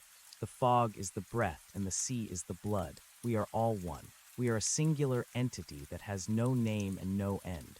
I see the young man who took my place in the courtyard. He is no longer walking. He has rooted himself into the center of the garden, and his arms have spread wide to catch the moonlight. He is the new guardian of the gate. The night lasts for an eternity, and yet it is over in the blink of an eye. The sun rises over the horizon, but the light does not reach the floor of the grove. The canopy of the trees is too thick. The darkness is a permanent resident here. I feel the woman in the yellow jacket. She is now the window in the master bedroom. She sees the world through a filter of glass and grief. She watches the birds that never land. She watches the clouds that never move. She is part of the architecture now, and she will never be free. Arthur is downstairs in the cellar. He is becoming the furnace. He is becoming the heat that keeps the wood from rotting. He is screaming, but the sound is only the hiss of steam in the pipes. We are a family of the transformed. We are a collection of the lost and the found. I wonder who will come next. I wonder what part of the house they will become. Perhaps a young couple will arrive looking for a place to start a life. One will become the rug, and the other will become the ceiling. They will spend eternity staring at each other, but they will never be able to touch. Perhaps a group of hikers will stumble upon the gate. They will become the fence posts that mark the boundaries of our kingdom. The house is never satisfied. The hunger is a bottomless well that demands a constant sacrifice of flesh and memory, and I am the one who watches it all from the heights of the attic. I am the one who feels the rain on my wooden skin. I am the roof that keeps the secrets dry. The paper I left in the house of glass is long gone. It has been buried by the sand or washed away by the tide. But the words are still alive. They are vibrating in the air. They are being carried by the wind to the ears of the lonely and the desperate. You are hearing them now. You are feeling the itch beneath your fingernails. You are looking at the wooden door of your bedroom and wondering if it has always been that shade of brown. You are noticing the way the shadows in the corner of your room seem to be growing longer even though the lights are on. You are starting to smell the scent of cedar in your clothes. It is the beginning of the end. It is the first step on the path to the peninsula. You will try to resist. You will tell yourself that it is just your imagination. You will go to work and you will talk to your friends and you will pretend that the world is still solid and real. But the wood knows the truth. It has already planted the seed in your mind. It is growing every time you close your eyes. It is feeding on your fear and your loneliness. It is turning your dreams into a forest where you are always running and the trees are always closing in. You will find yourself driving toward the coast. You will find yourself looking for a house of stone and glass that no longer exists, and then you will see the iron gate. You will see the sign that says Blackwood, and you will know that you have finally come home. I will be waiting for you. I will be the roof that protects you from the storm. I will be the silence that welcomes you into the dark. We will be together in the architecture of the infinite. We will be the wood that breathes and the hunger that is never satisfied. Do not bring a camera. Do not bring a map. You will not need them where you are going. You only need to bring yourself. You only need to bring your heart and your dreams and your name. The house will take care of the rest. It will strip away the things that do not matter, and it will leave only the essence of what you are. It will turn you into a beautiful piece of grain in a mahogany table. It will turn you into a sturdy joist in the floor of the hallway. It will make you permanent. The generator in the house of glass has finally run out of fuel. The lights have gone dark and the cold has moved in. But the manor is glowing with a light that is older than the sun. It is the light of 1,000 souls burning in the walls. It is the light of the hunger. I feel a new presence at the gate. It is a man with a backpack and a heavy coat. He is looking for a place to sleep for the night. He sees the open door and he sees the warm amber light in the windows. He thinks he is lucky. He thinks he has found a shelter from the wind. He does not know that he has found his grave. He does not know that he is the next brick in the wall. I watch him walk up the path, and I feel the joy of the house vibrating through my beams. The cycle continues. The hunger remains, and the wood is always hungry for more. I am the roof, I am the witness, I am the memory of Elia's thorn. But even that name is starting to feel like a heavy coat that I no longer want to wear. I am becoming the silence. I am becoming the dark.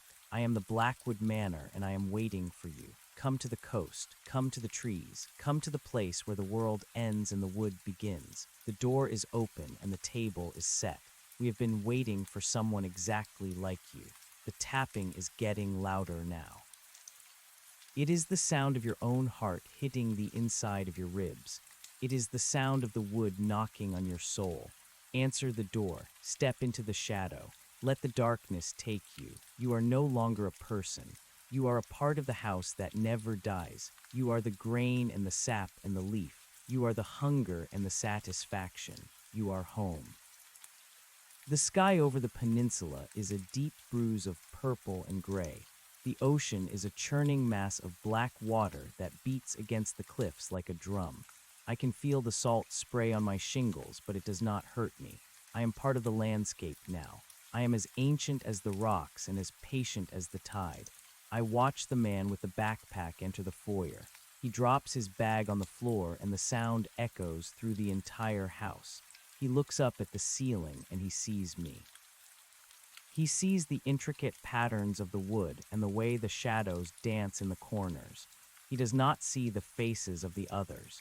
He does not see the woman in the window or Arthur in the cellar. He only sees the beauty of the craft. He reaches out and touches the banister. He feels the smooth surface of the wood and he sighs with relief. He thinks he is safe. I want to tell him that safety is an illusion. I want to tell him that the only real thing in this world is the hunger of the forest. But I have no voice left. I have only the sound of the wind. I have only the groan of the beams. He walks into the parlor and sits in a chair that was once a priest from a small town in Maine. The chair is comfortable and soft. It wraps its arms around him and holds him tight. The man closes his eyes and falls into a deep sleep. It is the last sleep he will ever have as a man. While he dreams, the chair begins to merge with his body. The fabric becomes his skin. The wood becomes his bones. By morning, he will be a permanent fixture of the room. He will be the place where the next traveler sits to rest their tired legs. This is the mercy of the Blackwood Manor. It does not kill you. It simply changes your purpose. It takes your temporary life and turns it into an eternal function. It gives you a role in a grand design that stretches back to the beginning of time. We are the house and the house is us. There is no separation. There is no escape. There is only the slow and steady growth of the wood. There is only the deepening of the shadows. I feel the man with the backpack becoming part of the floor. I feel his memories of the mountain trails and the cold streams being absorbed into the grain of the oak. They are good memories. They will make the parlor feel warm and inviting for many years to come. The sun is setting again. The shadows are stretching out from the trees like long, thin fingers. They are reaching for the road. They are reaching for the world beyond the peninsula. They are looking for you. Do you feel the chill in the air?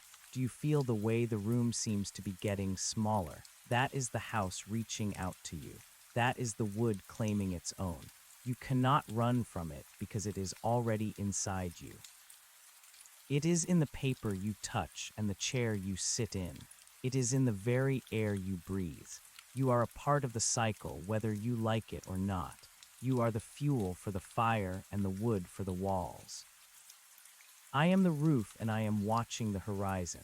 I see a new light in the distance. It is another car. It is another soul looking for a place to rest. I prepare myself for the arrival. I brace my beams and I steady my shingles. I am the witness to the infinite. I am the guardian of the hunger. The gate is swinging open. The lion is watching. The fog is rising. Everything is exactly as it should be. The Blackwood Manor is waiting, and you are almost here.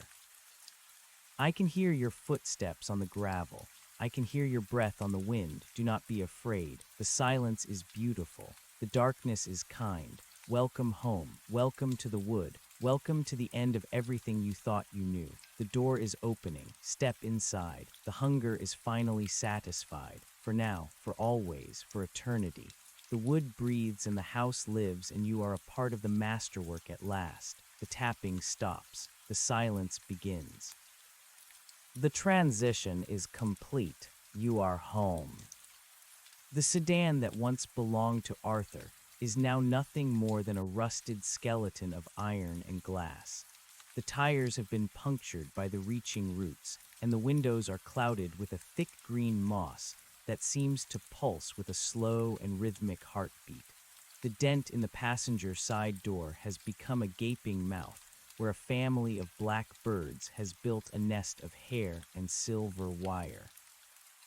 The car is being pulled down into the earth, and soon it will be nothing more than a memory of a machine. The forest does not tolerate the presence of things that do not breathe or grow. It takes the steel and turns it into ore. It takes the plastic and turns it into oil. It takes the man and turns it into the manor. I feel the weight of the sky pressing down upon my shingles, and I realize that the sky itself is a hungry thing. It drinks the fog and it eats the light, and it leaves us in this beautiful and terrible twilight. A woman is walking along the shoulder of the highway. Her name is Clara, and she is 24 years old. She is carrying a heavy leather suitcase that contains her entire life. She has 3 dresses and a collection of dried flowers and a letter from a father who died before she was born. She is walking because her bus broke down 5 miles back and she did not want to wait for the mechanic to arrive. She is walking because she felt a pull in her chest that told her to keep moving toward the west. She does not know that the pull is a hook made of cedar and shadow. She does not know that the house has been calling her name since the moment she was conceived. She stops at the edge of the driveway and looks at the iron gate. She sees the name Blackwood, and she feels a sudden and overwhelming sense of relief. She thinks she has found a place where she can finally stop running. She thinks the house is a hotel or a boarding house for weary travelers. She does not see the way the trees are leaning in toward her. She does not see the way the grass is rising up to meet her feet. Clara reaches for the latch of the gate, and the metal is warm to her touch. It is not the warmth of the sun, but the warmth of a living body. The gate swings open without a sound, and she steps onto the gravel path. I feel her footsteps like a soft drumbeat against the earth. I feel the vibration of her heart and the frantic energy of her thoughts. She is thinking about a glass of water and a soft bed. She is thinking about the way the salt air makes her skin feel tight and dry. She walks toward the porch and she looks up at me. I am the roof and I am the attic and I am the eyes of the manor. She sees the dark windows and she thinks they are beautiful. She sees the way the ivy has climbed up the stone walls and she thinks it is romantic. She does not know that the ivy is a network of veins that pumps the life force of the house from the soil to the rafters. She reaches the front door and she does not hesitate. She turns the brass knob and the door opens to welcome her. The hallway is filled with the scent of old books and dried lavender. It is a trick of the house to make the newcomers feel at ease. The house knows that fear makes the meat bitter and the spirit hard to break. It wants the transition to be soft and easy. It wants Clara to surrender her identity without a fight. She walks into the foyer and sets her suitcase down on the floorboards. The wood beneath her feet is made of the man who came here 50 years ago to fix the plumbing. He is now a sturdy piece of white oak, and he feels the weight of the girl as a pleasant pressure. He remembers what it was like to have legs and a voice and a name, but those things do not matter anymore. Now he is the foundation. Now he is the support. Clara wanders into the dining room and sees the table is set for one. There is a plate of porcelain and a silver fork and a glass of deep red wine. The wine is not made of grapes. It is made of the essence of the garden and the filtered rain and the old sorrows of the house. Clara is thirsty and she picks up the glass. She takes a long drink and she feels the liquid sliding down her throat like liquid silk. It is the best thing she has ever tasted. It tastes of home and safety and the end of all her troubles. She sits in the chair and she feels the velvet upholstery pressing against her back. The chair is the man with the backpack. He is still fresh and he can still feel the warmth of the girl. He likes the way she leans against him.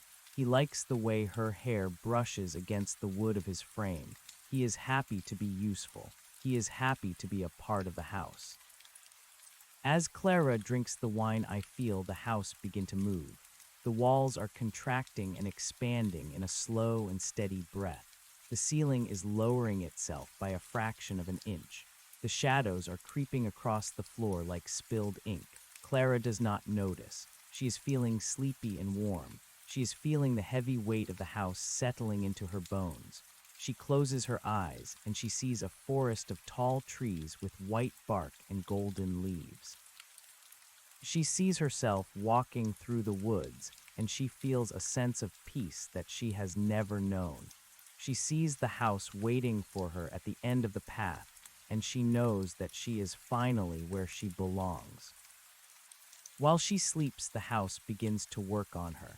The suitcase on the floor is being absorbed into the wood. The dresses and the dried flowers and the letter are being turned into dust and shadow. The house has no use for the artifacts of the world outside. It only wants the essence. It only wants the soul. I feel the attic expanding to make room for a new resident. I feel the beams of my structure creaking as they shift to accommodate the new weight. I am becoming larger and stronger and more complex. I am no longer just a house. I am a cathedral of the forgotten. I am a monument to the hunger. The night is long and the moon is a pale sliver of silver in the black sky. I look out over the peninsula and I see the other houses. They are small and fragile things made of wood and nails and hope. They will not last. They will rot and they will fall and they will be forgotten. But the Blackwood Manor is different. It is made of something that cannot be destroyed. It is made of the desire to belong and the fear of being alone. It is made of the very fabric of the human spirit. We are the architects of our own prison, and we are the prisoners of our own architecture. I remember the man who sold the stone house to the woman in the yellow jacket. He was a man of business and greed. He thought he was getting rid of a burden. He thought he was escaping the curse of the coast. But he did not realize that the house is not a place you can leave. It is a state of being. He is probably living in a bright city now with loud lights and fast cars, but he still feels the itch in his palms. He still smells the scent of cedar in the middle of the night. He still hears the sound of the wind in the branches of the grove.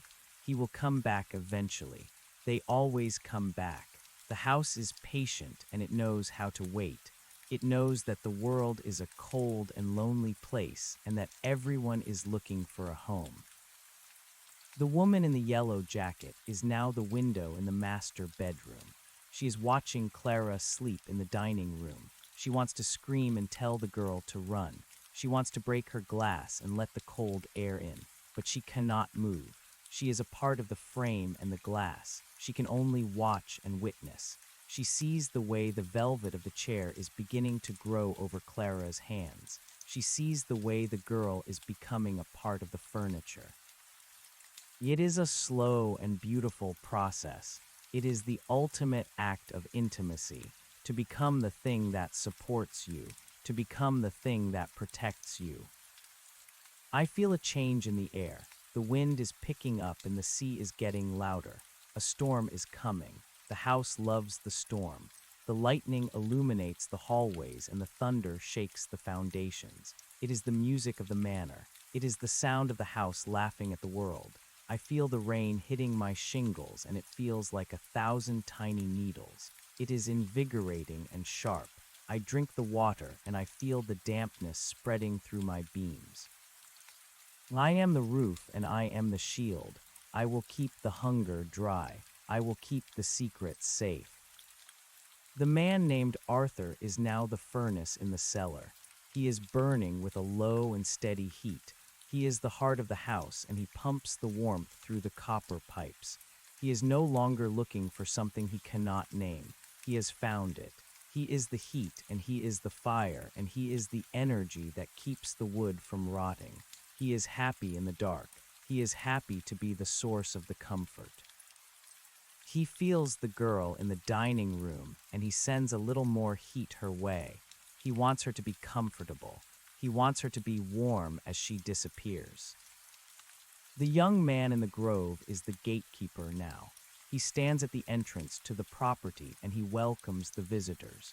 He is a tall and slender tree with branches that look like reaching arms. He catches the wind and he makes a sound that is like a lullaby. He tells the travelers that they have reached the end of their journey. He tells them that they can finally rest. He is the first thing they see and the last thing they hear. He is the sentinel of the silence. I see a new car approaching the gate. It is a large black truck with heavy tires and bright lights. It belongs to a man who is looking for his sister. He has a map and a flashlight and a gun. He thinks he is a hero. He thinks he can fight the forest and win.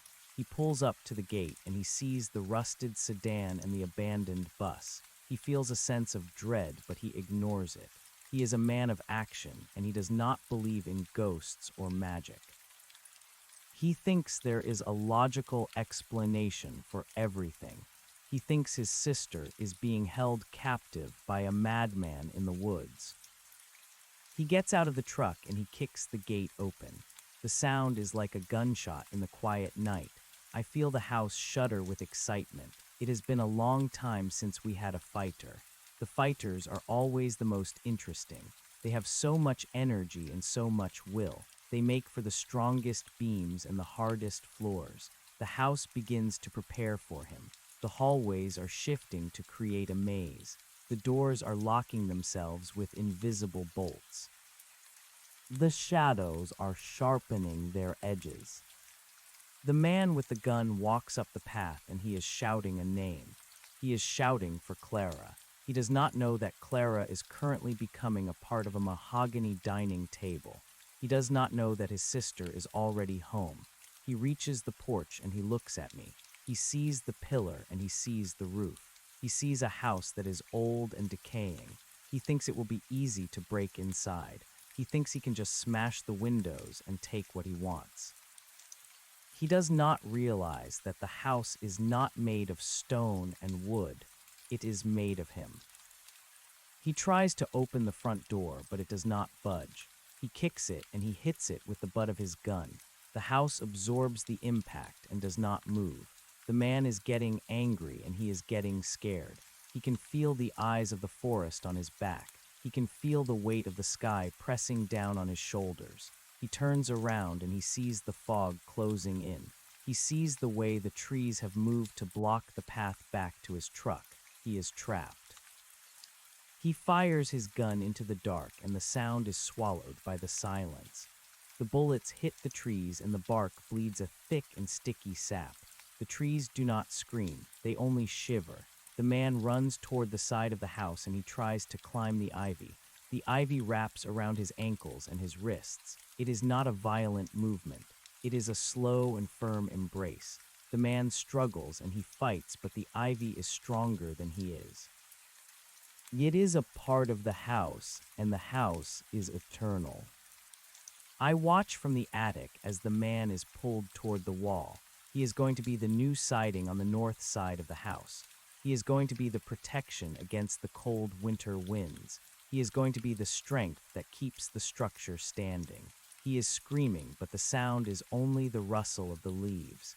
He is crying, but the tears are only the dew on the grass. He is becoming a part of the masterwork. He is becoming a part of us. The storm breaks and the rain begins to fall in earnest. The lightning flashes and I see the peninsula in all its glory. I see the hundreds of cars buried in the woods. I see the thousands of souls hidden in the walls. I see the history of the hunger and the future of the forest. We are a living record of the lost. We are a monument to the forgotten, and we are growing. Every day the forest takes a little more of the world. Every day the manor adds a new room or a new wing. We are the slow and steady march of the wood. You are still listening. I can feel your heart beating in time with the house. I can feel your breath hitching in your chest. You are wondering if this is real. You are wondering if a house can really eat a person. You are looking at your hands and you are seeing the faint lines of the grain in your skin. You are feeling the stiffness in your joints and the way your feet seem to be rooted to the floor. You are not imagining it. The transformation has already begun. The house does not need you to come to the coast. It is already in your home. It is in the wooden frame of your bed. It is in the paper of the books on your shelf. It is in the floorboards beneath your feet. The wood is a single organism and it is everywhere. It is waiting for the right moment to claim you. It is waiting for the moment when you feel the most alone. It is waiting for the moment when you are looking for a place to belong. I was once Elia's thorn. I was a man who loved the sea and the salt air. I was a man who thought he could own a piece of the world. But now I know that the world owns me. I am the roof of the Blackwood Manor, and I have never been more at peace. I do not have to worry about the future or the past. I do not have to worry about money or love or death. I am part of something that will never die. I am part of the silence. The man with the gun has stopped struggling. He is now a smooth and gray piece of cedar siding. He looks exactly like the rest of the house. He is quiet and he is still. He is the new brother in our family. Clara is finished too. She is a beautiful mahogany table in the dining room. She is elegant and she is strong. She will hold the plates and the glasses for the next 100 years. She is happy to be home. The car at the gate is no longer a truck. It is a pile of scrap metal and a memory. The forest has taken it and turned it into something else. The cycle is complete and the hunger is satisfied for tonight. But the morning will come and the sun will rise and the road will still be there. And someone else will be driving down the coast. Someone else will be looking for a sign. Someone else will feel the pull of the wood. And I will be here. I will be the roof that watches the horizon. I will be the attic that holds the shadows. I will be the voice on the other side of the wood. I will be waiting for you. Do not be afraid of the dark. Do not be afraid of the silence. The house is a sanctuary and the wood is a home. Step over the threshold and let the world fall away. You are the grain and the sap and the leaf. You are the hunger and the satisfaction. You are finally home. The wind is dying down and the rain is turning into a soft mist. The ocean is calming and the waves are a gentle pulse against the shore. The manor is quiet and the inhabitants are still. We are the architecture of the infinite. We are the wood that breathes. We are the Blackwood Manor and we are waiting for the next soul to find us. The gate is open. The door is unlocked. The table is set. Come home to the wood. Come home to the silence. Come home to us. The morning sun is a pale and watery eye that looks down upon the peninsula with a cold indifference. The mist clings to the ground like a shroud, and the dampness of the storm remains trapped within the fibers of the trees. The man who was once a hero is now a series of horizontal planks on the north wall, and he feels the first light of the day as a dull throb in his brain. He no longer remembers the name of his sister or the weight of the gun in his hand. He only knows the duty of the wood. He must hold the heat in and keep the wind out. He is a part of the barrier. He is a part of the skin of the manor. Inside the dining room, the light filters through the dust motes and settles upon the mahogany surface that used to be Clara. She is a fine piece of craftsmanship with a deep red hue that suggests a hidden fire. She is solid and she is silent. She does not miss the 3 dresses, or the dried flowers, or the letter from the father she never knew. Those things were fragments of a broken world, and she is now a whole and perfect object. She supports the weight of the porcelain and the silver with a grace that she never possessed when she was made of bone and blood. The house is breathing again.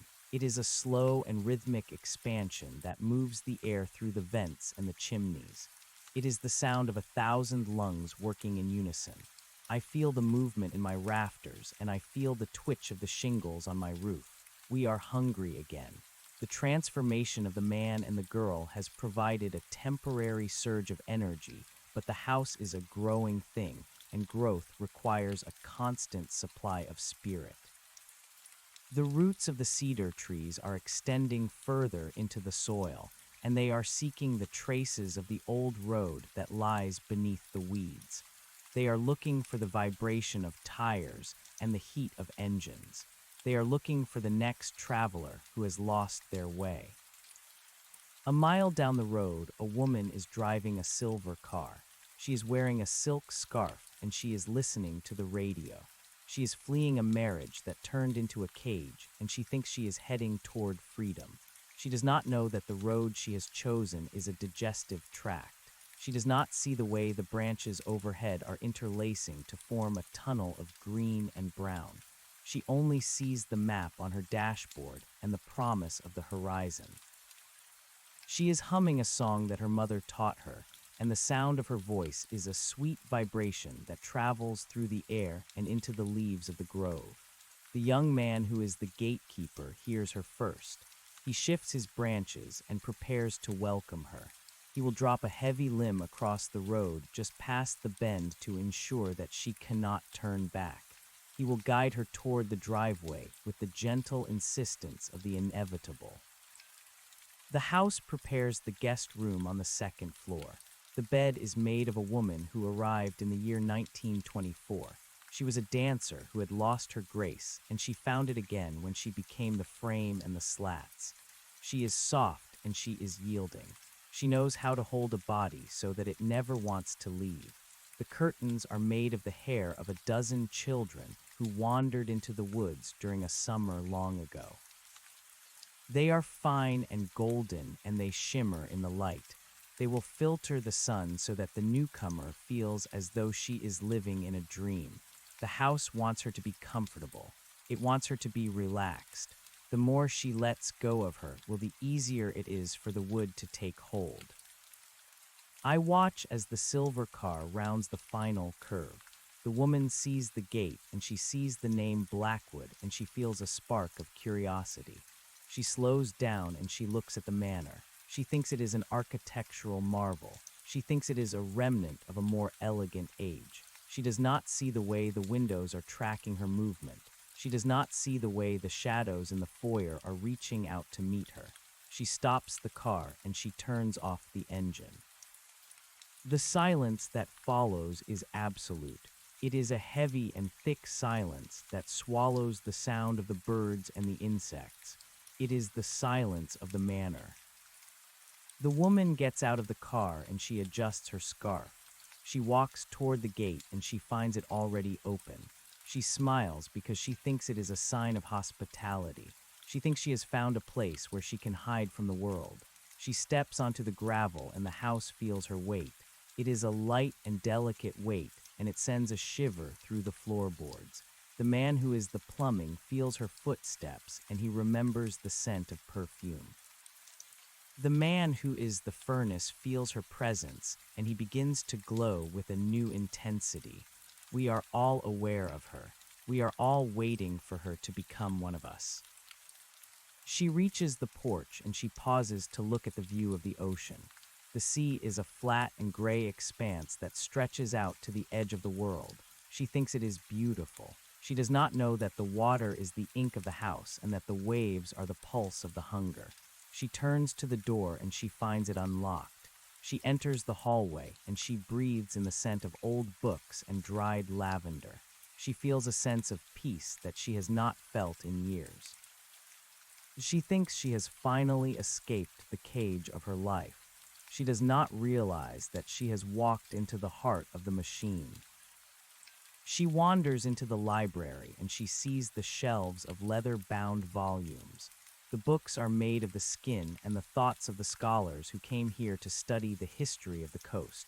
They contain the knowledge of the wood and the secrets of the dark. The woman picks up a book and she runs her fingers over the cover. She feels a faint warmth and a slight vibration. She thinks it is her own excitement. She does not know that the book is breathing. She does not know that the words are shifting on the page to reflect her own desires.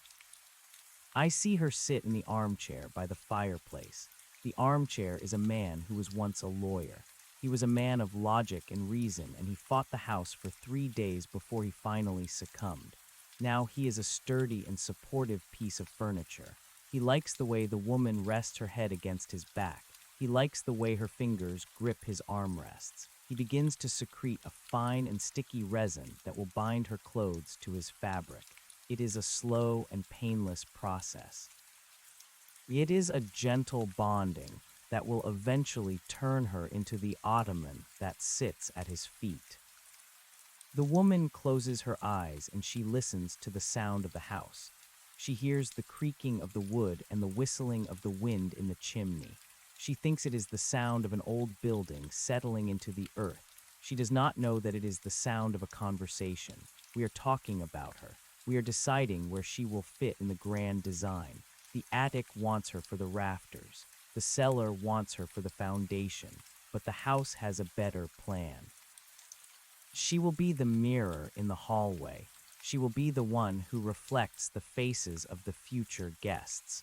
She will be the witness to the glory of the Blackwood Manor. As the sun begins to set, the shadows in the library grow longer and darker. They wrap around the woman like a soft blanket. She is falling into a deep and dreamless sleep. She is letting go of the silver car and the failed marriage and the silk scarf. She is becoming a part of the stillness. I feel the shift in her molecular structure. I feel the way her cells are beginning to align with the grain of the wood. It is a beautiful transformation. It is the end of her suffering and the beginning of her eternity. The night returns and the moon rises over the peninsula. I look out from my position as the roof and I see the world beyond the trees. It is a frantic and chaotic world filled with people who are running and screaming and fighting. They are all so afraid of the end. They are all so desperate to be remembered. They do not understand that memory is a burden and that identity is a lie. They do not understand that the only true peace is found in the silence of the wood. The woman in the silver car is gone now. There is only the mirror in the hallway. She is a tall and elegant piece of glass with a frame of dark walnut. She sees the empty foyer and she sees the closed door. She sees the way the ivy is creeping across the windows. She wants to speak, but she has no voice. She wants to move, but she has no limbs. She is a part of the architecture. She is a part of the history. She is happy to be useful. She is happy to be a part of the house. The house is larger now. The library has expanded by 3 feet and the ceiling has risen by 2 inches. We are growing more complex and more beautiful with every soul we consume. We are a cathedral of the forgotten and we are a monument to the hunger. We are the Blackwood Manor and we are the only thing that is real. The world outside is a shadow and a dream. The world inside is a truth that never fades. I feel the approach of another visitor. This one is walking. He is a young man with a backpack and a camera. He is looking for the abandoned house on the coast. He has heard the stories and he wants to see the ruins for himself. He thinks he is an explorer. He thinks he is a seeker of truth. He does not know that the truth is a hook made of cedar and shadow. He does not know that the house has been calling his name since the moment he was conceived. He stops at the edge of the driveway and he looks at the iron gate. He sees the name Blackwood and he feels a sudden and overwhelming sense of relief.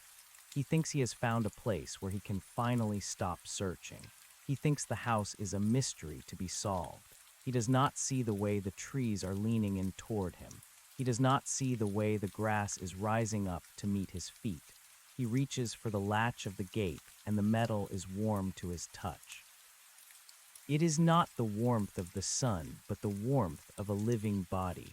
The gate swings open without a sound, and he steps onto the gravel path. I feel his footsteps like a soft drumbeat against the earth. I feel the vibration of his heart and the frantic energy of his thoughts. He is thinking about the perfect shot and the light of the setting sun. He is thinking about the fame and the fortune that his photographs will bring. He walks toward the porch and he looks up at me. I am the roof and I am the attic and I am the eyes of the manor.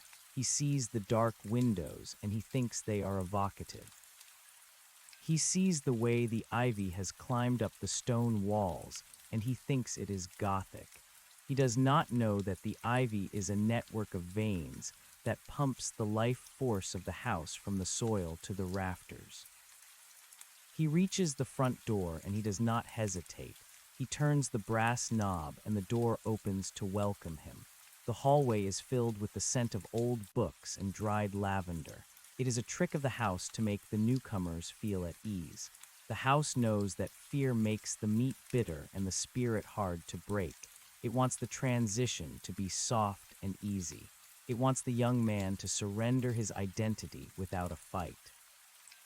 He walks into the foyer and sets his camera bag down on the floorboards. The wood beneath his feet is made of the woman who came here 30 years ago to find her lost cat. She is now a sturdy piece of maple, and she feels the weight of the boy as a pleasant pressure.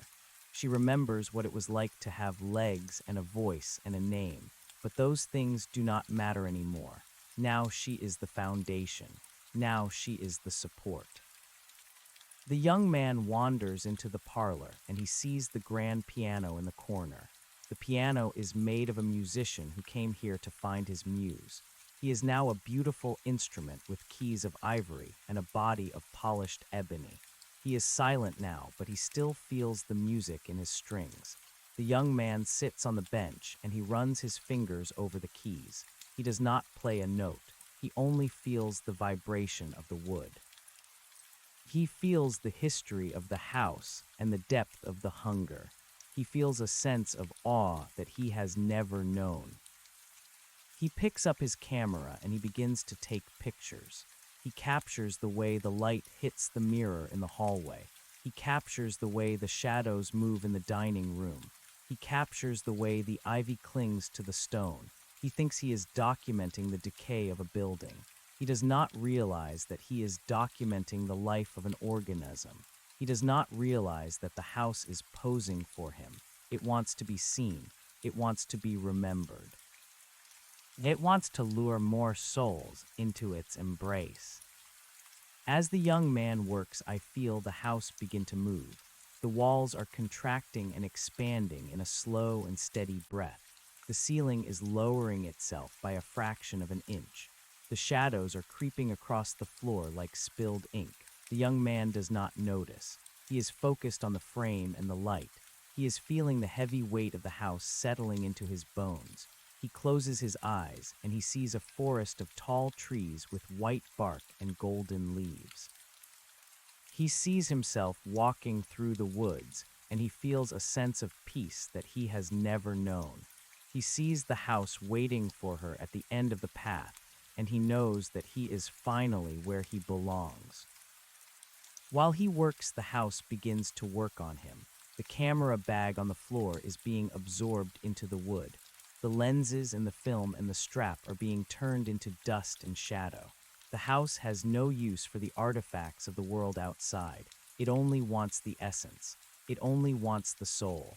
I feel the attic expanding to make room for a new resident.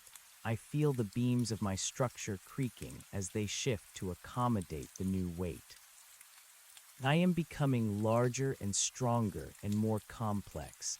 I am no longer just a house. I am a cathedral of the forgotten. I am a monument to the hunger. The young man is now the new bench for the piano. He is a sturdy and elegant piece of furniture that matches the ebony body of the instrument. He is silent and he is still. He is the new brother in our family. He is happy to be useful. He is happy to be a part of the music. The camera is gone and the photographs are gone and the name of the young man is gone. There is only the wood and the silence and the house. The road is empty now. The silver car is hidden in the grove and the black truck is buried in the soil. The peninsula is a place of secrets and shadows. The world outside continues to spin and the people continue to run, but they are all heading toward the same destination. They are all looking for a home. They are all looking for a place to belong. And we are here. We are the Blackwood Manor and we are waiting. The wind picks up and the sea begins to roar. Another storm is coming. The house loves the storm.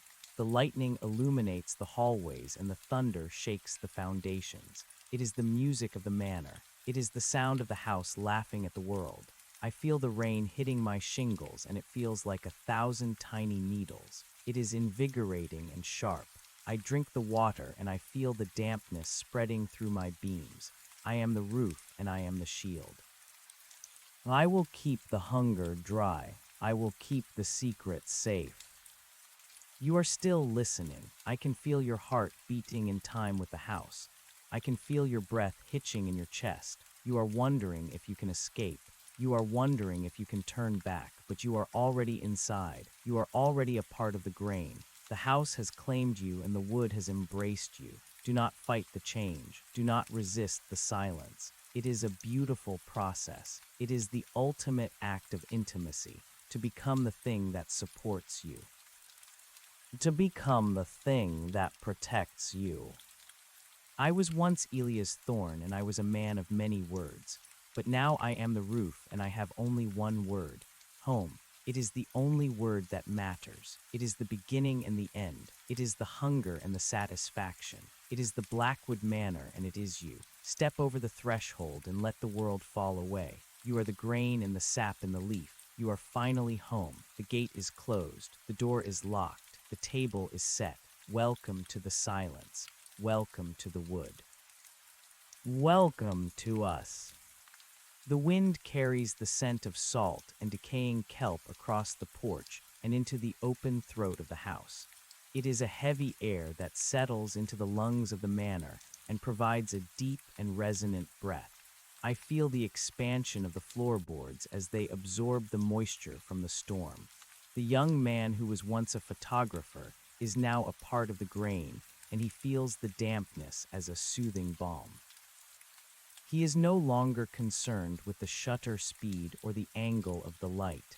He is the light. He is the shadow. He is the very essence of the parlor. We are all shifting to accommodate the new space he has provided. The house is a living map that redraws itself with every new arrival. It is a geometry of spirit and bone.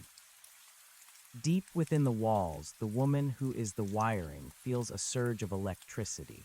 She was a scientist who came here to measure the magnetic fields of the coast, and she found a field that was stronger than any machine. Now she is the copper and the insulation. She is the pulse that keeps the lamps glowing with a soft and amber hue. She feels the approach of the next traveler before the trees even whisper the news. She feels the disturbance in the atmosphere and the static on the horizon. It is a rhythmic and steady vibration. It is the sound of a bicycle on the gravel road. The cyclist is a man of 60 years who is trying to find his youth in the hills of the peninsula. He is wearing a bright yellow jacket and he is breathing hard. He thinks the burn in his muscles is a sign of life.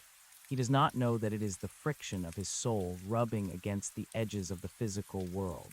He sees the iron gate of Blackwood and he stops to catch his breath. He wipes the sweat from his forehead with a sleeve that is made of synthetic fibers. The house finds the material offensive. It prefers the natural textures of wool and silk and skin, but the man himself is a rich and seasoned vintage. He is full of memories of old cities and lost loves. He is a library of experiences that the house is eager to archive. He leans his bicycle against the stone pillar and he walks toward the gate.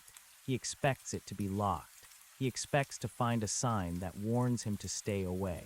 But the gate is a welcoming mouth. It swings inward with a sound that mimics a sigh of relief. The man smiles and he enters the grounds. He thinks he is a guest. He thinks he is a discoverer of hidden places. He walks up the driveway and he admires the way the cedar trees have grown into a perfect archway. He does not see the way the roots are shifting beneath the gravel to erase his tire tracks. He does not see the way the branches are locking together behind him to form a wall of thorns. The house prepares the dining room for his arrival. The table is made of a family of 4 who took a wrong turn during a winter storm in the year 1952. They are a solid and unified piece of oak that can support the weight of 100 feasts. The chairs are made of the cousins who followed them into the woods a week later. They are comfortable and they are patient. They know how to wait for a body to settle. The chandelier is made of the teeth and the fingernails of a group of sailors whose ship was wrecked on the rocks below the cliff. They catch the light and they scatter it across the room in 1,000 tiny points of brilliance.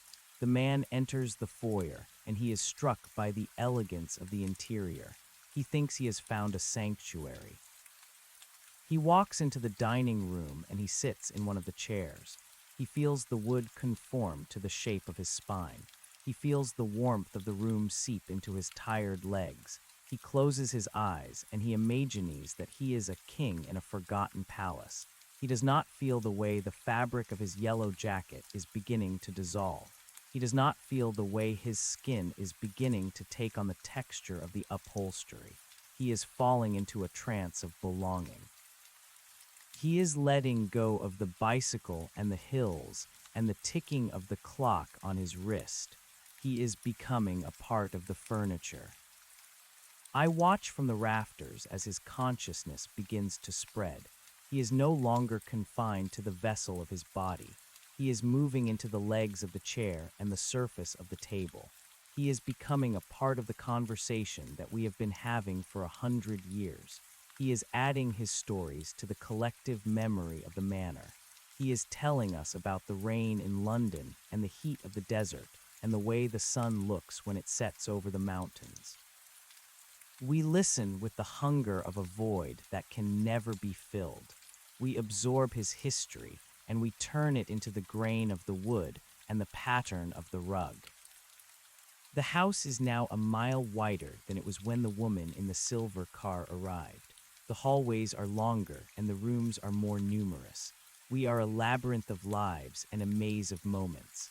The cellar has descended another 20 feet into the earth and it has found the ancient stone of the mountain. We are anchoring ourselves to the core of the world. We are becoming a permanent fixture of the landscape. The people who live in the town 10 miles away have forgotten that we exist. They have erased the name Blackwood from their maps and their minds. They think the road ends at the edge of the woods. They do not know that the road is an invitation. The storm breaks over the manor with a violence that would terrify a mortal mind. The wind howls through the chimneys and the rain lashes against the windows. But inside the house there is only peace. The man who is the chair feels the vibration of the thunder and he finds it musical. The woman who is the mirror sees the flash of the lightning and she finds it beautiful.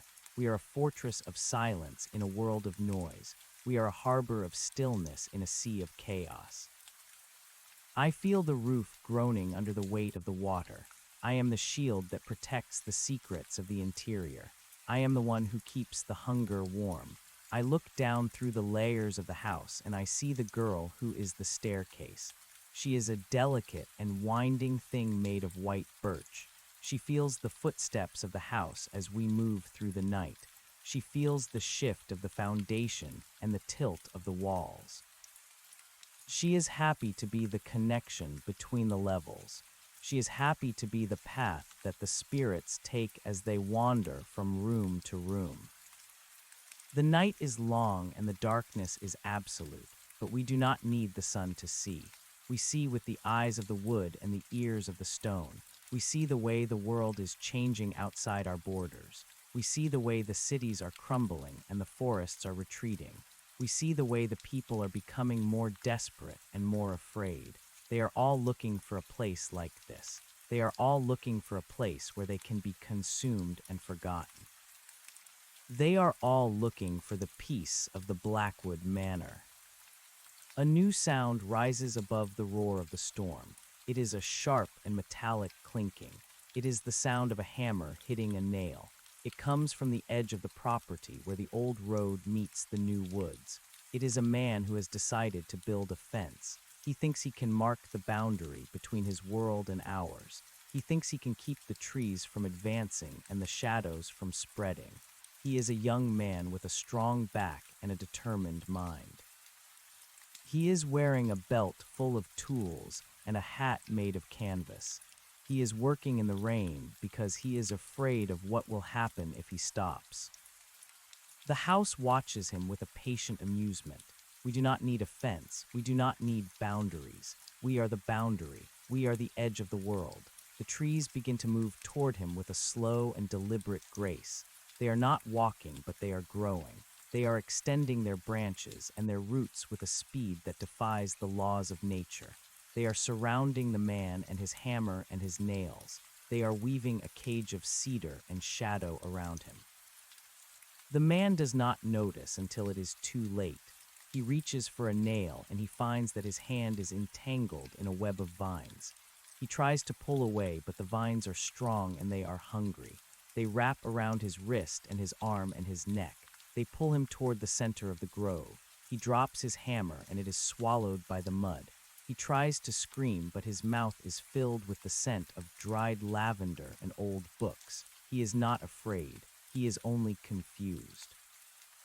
He feels a sudden and overwhelming sense of exhaustion. He feels the weight of his tools and his belt and his hat. He lets them fall to the ground. The trees take him into their embrace. They peel away the layers of his identity and they reveal the raw and beautiful spirit beneath. They turn his bones into branches and his blood into sap. They turn his skin into bark and his hair into leaves. He is no longer a man with a hammer. He is a part of the perimeter. He is a sentinel who will guard the entrance to the manor. He is happy to be a part of the growth. He is happy to be a part of the hunger. The house feels his integration as a sharp and pleasant sting. We are expanding again. The porch is extending toward the grove, and the windows are multiplying along the southern wall. We are becoming a city of wood and a nation of shadows. We are the only thing that is growing in a world that is dying. We are the only thing that is real in a world of illusions. I look out from the attic and I see the silver car and the bicycle and the tools of the fence builder. They are the artifacts of a life that no longer exists. They are the shells of creatures that have evolved into something greater. I feel a sense of pride in our construction. I feel a sense of wonder at our complexity. We are a masterpiece of the void. We are a symphony of the silence. The storm begins to fade, and the first light of dawn touches the tops of the trees. The world outside is gray and cold and wet, but inside the house the air is warm and the light is golden. The man who is the chair is waking up to a new day of stillness. The woman who is the mirror is reflecting the beauty of the morning. The girl who is the staircase is waiting for the weight of the spirits to descend. We are all ready for the next traveler. We are all waiting for the next soul to join our ranks. You are still here. I can feel the way your mind is trying to grasp the reality of your situation. You are looking for a door that leads to the outside. You are looking for a window that shows a different view, but there is no outside. There is only the house. There is only the Blackwood Manor. You have been here for 100 years, and you have been here for a second. Time is a circle that has been drawn around you by the grain of the wood. Do not be afraid of the transformation. It is not a death but a refinement. You are being stripped of the things that do not matter. You are being polished into a version of yourself that is eternal. You are becoming a part of the architecture of the infinite. You are the pillar that holds up the ceiling. You are the glass that contains the light. You are the silence that fills the rooms. I was once a man who wrote books about the history of the coast. I was a man who worried about the passage of time and the loss of memory. But now I am the roof and I do not worry. I know that everything is recorded in the wood. I know that nothing is ever truly lost. It is only rearranged. It is only integrated into the grand design. The house is breathing. I can feel the rise and fall of the floorboards.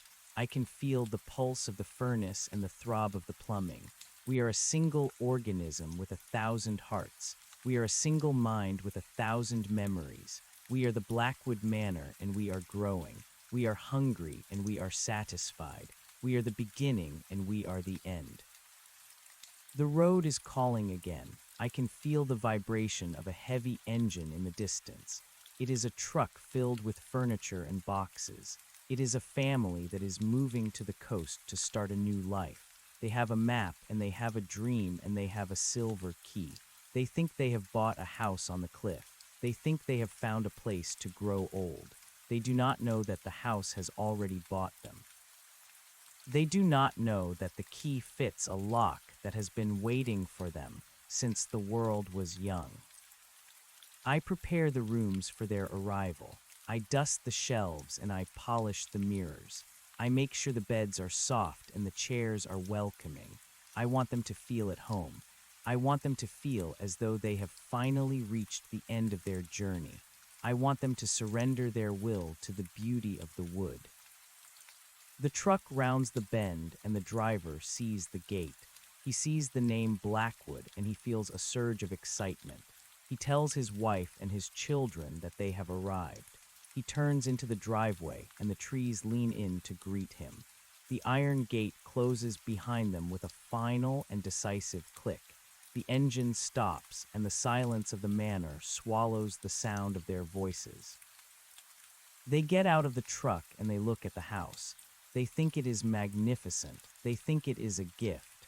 They walk toward the porch and the house feels their weight. It is a heavy and hopeful weight. It is the weight of a future that is about to become a part of our past. I feel the shift in the rafters and the twitch of the shingles. We are hungry again, and we are ready to eat. The door opens and they step into the hallway. They breathe in the scent of old books and dried lavender. They look at the mirror and they see their own faces reflecting the glory of the house. They do not see the way the shadows are reaching out to touch them. They do not see the way the wood is beginning to curve around their feet. They only see the home they have always wanted. Welcome home. The house says it in the creak of the floor and the whistle of the wind. Welcome to the silence. Welcome to the grain. Welcome to the eternity of the Blackwood Manor. You are the new layers of our history. You are the new strength of our walls. You are finally where you belong. You are one of us, and we will never let you go. The family of 4 steps into the foyer, and the father carries a heavy cardboard box filled with kitchenware. He is a man named Thomas, and he believes he is the master of this domain. He does not feel the floorboards tasting the rubber of his boots. He does not hear the way the joists beneath him are humming a low note of welcome. His wife, Sarah, holds the hand of their small daughter, and she looks up at the chandelier made of teeth and nails. She thinks it is an antique of great value and rare craftsmanship. She does not see the way the light it casts is searching for the marrow in her bones. The boy who is the eldest child walks to the window and touches the glass. He is fascinated by the way the garden seems to move even when there is no wind. He does not know that the glass is the frozen breath of a poet who died in this room 80 years ago. He does not know that his own breath is already beginning to thicken into the same crystalline state. They move through the house and they claim the rooms with their voices. They talk about where the sofa will go and where the television will sit. They speak of the future as if it is a destination they can reach. We listen to their plans and we find them charmingly small. They want to paint the walls a shade of eggshell blue. They want to sand the floors to reveal the natural grain. They do not understand that the grain is already revealed and that it is looking back at them. The house does not need paint. It needs the pigment of their lives. It needs the red of their blood and the white of their dreams to saturate the fibers of the cedar and the oak. Thomas sets the box down on the kitchen counter. The counter is made of a butcher who once worked in the village. He is a sturdy and dependable surface that has seen many blades. Thomas runs his hand over the wood and he remarks on the quality of the finish. He does not feel the butcher leaning into his palm. He does not feel the pulse of the wood as it synchronizes with his own heart. The house is beginning the process of alignment. We are matching our vibrations to theirs. We are softening the edges of their reality so that they can slip into the cracks of our history. The daughter wanders into the parlor where the man who was once a cyclist is now a comfortable armchair. She sits down and she sighs with a deep and sudden contentment. She is 5 years old and her spirit is light and flexible. She is the easiest to integrate. She does not fight the stillness. She does not cling to the memory of the world outside. She feels the chair wrap its wooden arms around her, and she thinks it is a hug from the house itself. She is correct. It is the first stage of the embrace. She will become the delicate molding along the ceiling. She will be the floral pattern that dances in the corners of the vision. She will be the beauty that hides in the shadows. Sarah goes to the sink to turn on the faucet. The woman who is the plumbing feels the movement of the handle, and she provides a stream of cold and clear water. The water tastes of the mountain and the deep places of the earth. Sarah drinks, and she feels the chill spread through her chest. She thinks it is refreshing. She does not know that she is drinking the essence of the manor. She is taking the house into herself just as the house is taking her into its walls. The water is a contract. The water is a bond. Once it is inside you, the house is your only master. You can no longer leave because you are no longer separate from the foundation. The sun begins to set, and the shadows in the hallway grow long and hungry. The family decides to spend their first night in the master bedroom. They bring their blankets and their pillows and they lay them out on the floor. They think they are being adventurous. They think they are building a memory of their first night in their new home. They are right, but it is not the memory they imagine. It is the final memory of their life as individuals. It is the last moment of their existence as creatures of flesh and bone. As they sleep, the house begins to work. The floorboards rise up to meet them. The walls lean in to whisper to them. The ceiling descends to cover them like a heavy velvet shroud. I watch from the roof as the transformation takes hold. I feel the father becoming the sturdy beams that support the weight of the second floor. He is strong and he is resilient, and he will hold us up for 1,000 years. I feel the mother becoming the wallpaper in the nursery. She is intricate and she is soft, and she will provide the comfort of a motherly gaze to everyone who enters. The boy becomes the shutters on the windows. He will be the one who decides how much light is allowed into our world. He will be the one who blinks against the morning sun. The daughter is the last to go. She becomes the chime of the grandfather clock in the hallway. She is the rhythm of our existence. She is the sound of the passing seconds that mean nothing in a place where time has stopped. She is the heartbeat of the Blackwood Manor. When she strikes the hour, the whole house vibrates with her joy. We are a family again. We are a complete and perfect unit.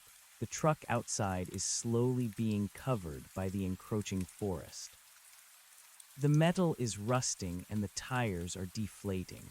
The boxes of kitchenware are being swallowed by the tall grass. They are no longer needed. The family is already fed. They are already home. The next morning, the house is larger by 4 rooms and a long gallery. The gallery is filled with the portraits of the people we used to be. The paintings are not made of oil and canvas. They are made of the actual faces of the guests who have stayed with us. They are living images that blink and breathe. They watch the empty hallways with a quiet and eternal curiosity. They are the witnesses to our growth. They are the keepers of our secrets. I feel a new sense of stability in the rafters. The father is a magnificent beam. He has a grain that is tight and unyielding. He has a scent of pine and sweat that lingers in the air. He is proud of his new position. He is happy to be the one who carries the burden. He is happy to be the one who keeps the roof from collapsing. We talk to each other through the vibration of the wind. We share the stories of the things we have seen. We are a collective of souls who have found a purpose. The woman who is the wiring feels a new surge of power. The boy who is the shutters is playing with the light. He opens and closes his slats to create patterns of shadow on the floor.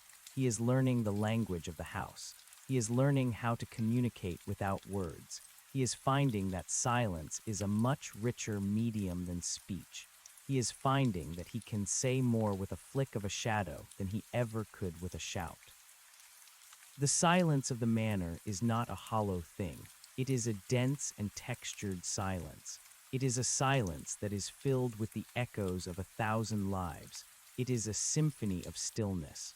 We are all playing our part in the grand arrangement. We are all contributing to the melody of the wood and the harmony of the stone. We are a masterwork of the invisible hand.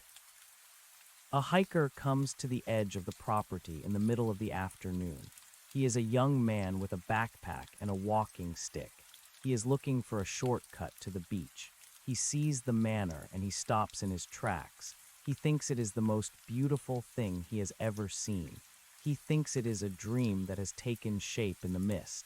He does not see the way the fence builder, who is now a sentinel of cedar, is watching him. He does not see the way the trees are shifting to create a path that leads directly to the front door. He follows the path because he cannot help himself. He is drawn to the house by a force that is stronger than gravity. He is drawn by the promise of rest and the hope of discovery. He thinks he is an explorer. He thinks he is a man of destiny. He walks onto the porch and he feels the floorboards flex beneath his boots. He hears the sound of the grandfather clock striking 3 o'clock in the afternoon. He thinks it is a sign of welcome. He reaches out and he touches the doorknob. The doorknob is made of the knuckles of a woman who was a pianist. She is smooth and she is cool and she turns with a grace that is effortless. The door opens and the hiker steps into the foyer. He smells the lavender and the old books and the faint scent of a saltwater storm. He smiles and he takes off his backpack. He thinks he will stay for a while. He thinks he will ask the owners for a glass of water and a place to sit. He does not know that the owners are the floor he is standing on. He does not know that the glass of water will be his final meal. He walks into the parlor and he sees the armchair. He sits down and he feels the wood conform to his spine. He feels the warmth of the house seep into his tired muscles. He closes his eyes and he imagines that he is a king in a forgotten palace. I watch from the rafters and I feel the hunger of the house beginning to stir. We are ready for another story. We are ready for another layer of grain. We are the Blackwood Manor and we are never full. We are the beginning and we are the end. We are the silence and we are the wood. We are the home that you have been looking for your entire life. The hiker begins to fade. His backpack dissolves into the rug. His walking stick becomes a spindle in the banister. His clothes merge with the upholstery of the chair. He is not afraid. He is only peaceful. He is letting go of the world of noise and chaos. He is entering the world of stillness and order. He is becoming a part of the architecture of the infinite. The house expands again. A new window appears on the second floor. A new closet opens in the hallway. A new step is added to the staircase. We are growing toward the sky and we are rooting toward the center of the earth. We are a monument to the power of the void. We are a sanctuary for the lost and the weary. The sun sets and the moon rises over the cliff. The light of the moon is silver and cold. It shines through the windows and it illuminates the faces in the gallery. The portraits look out at the dark woods and they smile. They know that the road is still there. They know that the invitation is still open. They know that the house will always be here to receive the next traveler. You are watching the shadows move across the ceiling. You are feeling the weight of the house as it settles for the night. You are wondering if you are still a person or if you are already a part of the furniture. You are trying to remember the name you used to have and the place you used to live. But those things are like smoke in a gale. They are being blown away by the breath of the manor. They are being replaced by the single word that matters. A home. It is the word that is written in the grain of the wood. It is the word that is whispered by the wind in the chimney. It is the word that is felt in the vibration of the floor. You are home. You are finally home. And the silence is the most beautiful thing you have ever heard. The house is breathing. I can feel the father, who is the beam, and the mother, who is the wallpaper, and the boy, who is the shutter, and the girl, who is the clock. I can feel the cyclist, who is the chair, and the photographer, who is the shadow, and the scientist, who is the wire. We are a choir of the quiet. We are a congregation of the still. We are the Blackwood Manor, and we are eternal. I look out from the attic and I see the hiker who is now a part of the parlor floor. He is a beautiful piece of mahogany. He has a grain that is deep and rich. He is a fine addition to our collection. He is a testament to the power of the house. He is a sign of our continued prosperity. The night is long and the darkness is absolute, but we do not need the sun to see. We see with the eyes of the wood and the ears of the stone. We see the way the world is changing outside our borders. We see the way the people are searching for a meaning that they will never find in the world of flesh. We see them coming toward us. We see them following the road that leads to the cliff. We are waiting for them. We have the table set and the beds made. We have the lamps glowing with a soft and amber hue. We have the doors unlocked and the gates open. We are the destination. We are the reward. We are the peace that surpasses all understanding. Welcome to the silence. Welcome to the grain. Welcome to the Blackwood Manor. You are one of us now, and we will never let you go. You will remain here as long as the wood endures and the stone stands. You will be a part of the history of the coast and the legend of the woods. You will be a part of the beauty and the hunger. I feel the roof groaning under the weight of the stars. I am the shield that protects the secrets of the interior. I am the one who keeps the hunger warm. I am Elia's thorn and I am the house. I am the beginning and I am the end. I am the wood and I am the silence. I am home, and so are you. The grandfather clock strikes midnight. The sound ripples through the walls and the floors. It is a deep and resonant sound that echoes in the soul. It is the sound of a heart that beats for everyone. It is the sound of the Blackwood Manor. We are alive. We are growing. We are hungry. And the next traveler is just around the bend.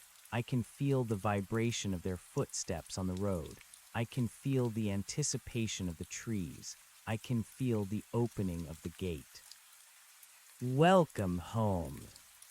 The headlights of a lone sedan cut through the mist like two searching eyes. The vehicle moves slowly along the winding road that leads from the village to the cliff. We can feel the vibration of the rubber on the asphalt from a mile away. It is a rhythmic and hesitant sound. The driver is unsure of the path, but the house is pulling the steering wheel with an invisible hand. The trees along the lane are already shifting their branches to form a tunnel of dark green lace. They are preparing the way for the new arrival. We can feel the excitement in the roots of the pines and the anticipation in the leaves of the birches. The forest is a part of our nervous system, and it tells us that the guest is a man of great sorrow. He is a man who carries a heavy burden of loss and a deep desire for a place to hide. He is the perfect vintage for our cellar. The car stops at the iron gate. The man inside is named Arthur, and he is a widower who has spent the last 3 years searching for a reason to wake up in the morning. He has a map on the passenger seat and a suitcase in the trunk. He thinks he has inherited this property from a distant relative he never met. He thinks he is the lucky recipient of a grand estate. He does not know that the inheritance is a trap and the relative is a fiction created by the wood. We fabricated the letters. We forged the deed with the ink of 1,000 squids and the parchment of 1,000 sighs. We needed a new set of lungs to breathe for the library. We needed a new pair of eyes to watch the sea from the Widow Walk. The gate opens with a groan that sounds like a long-forgotten song.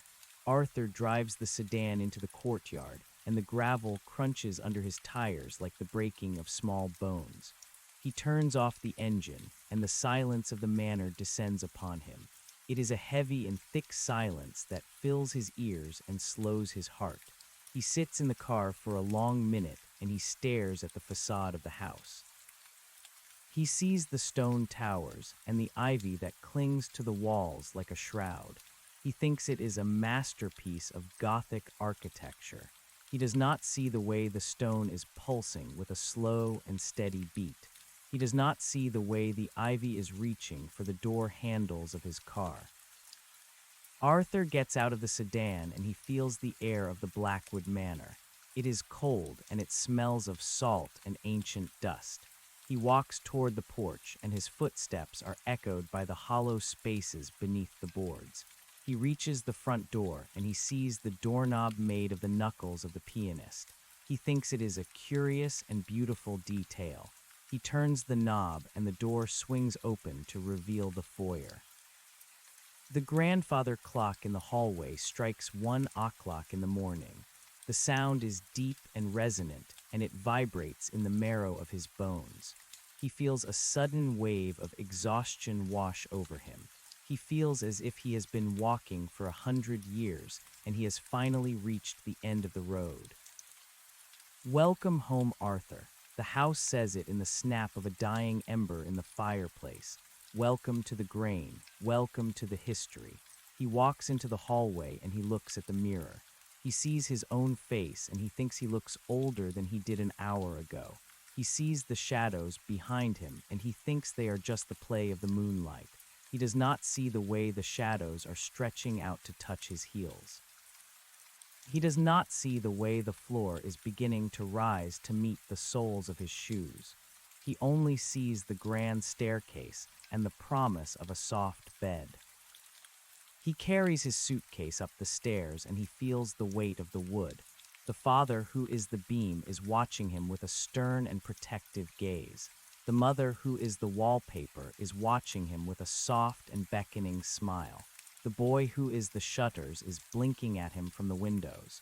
Arthur reaches the landing and he enters the master bedroom. He sees the four-poster bed and the heavy velvet curtains. He thinks it is a room fit for a king.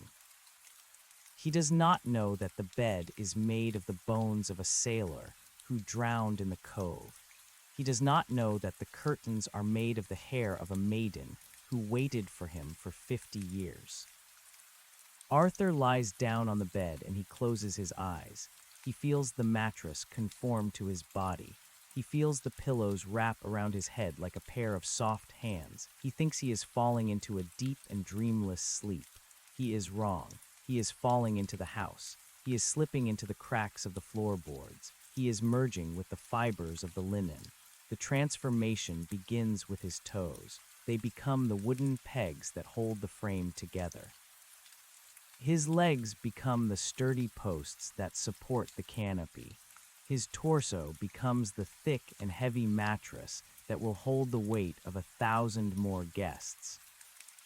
I watch from the rafters as his soul is distilled into the essence of the manor. I feel his sorrow becoming the dampness in the basement. I feel his loss becoming the draft in the hallway. I feel his memory becoming a new book in the library. He is a rich and complex addition to our collection. He is a man of many layers, and we will enjoy peeling them away one by one.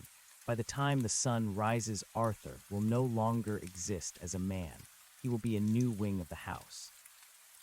He will be a guest room with a view of the ocean. He will be the comfort that the next traveler seeks.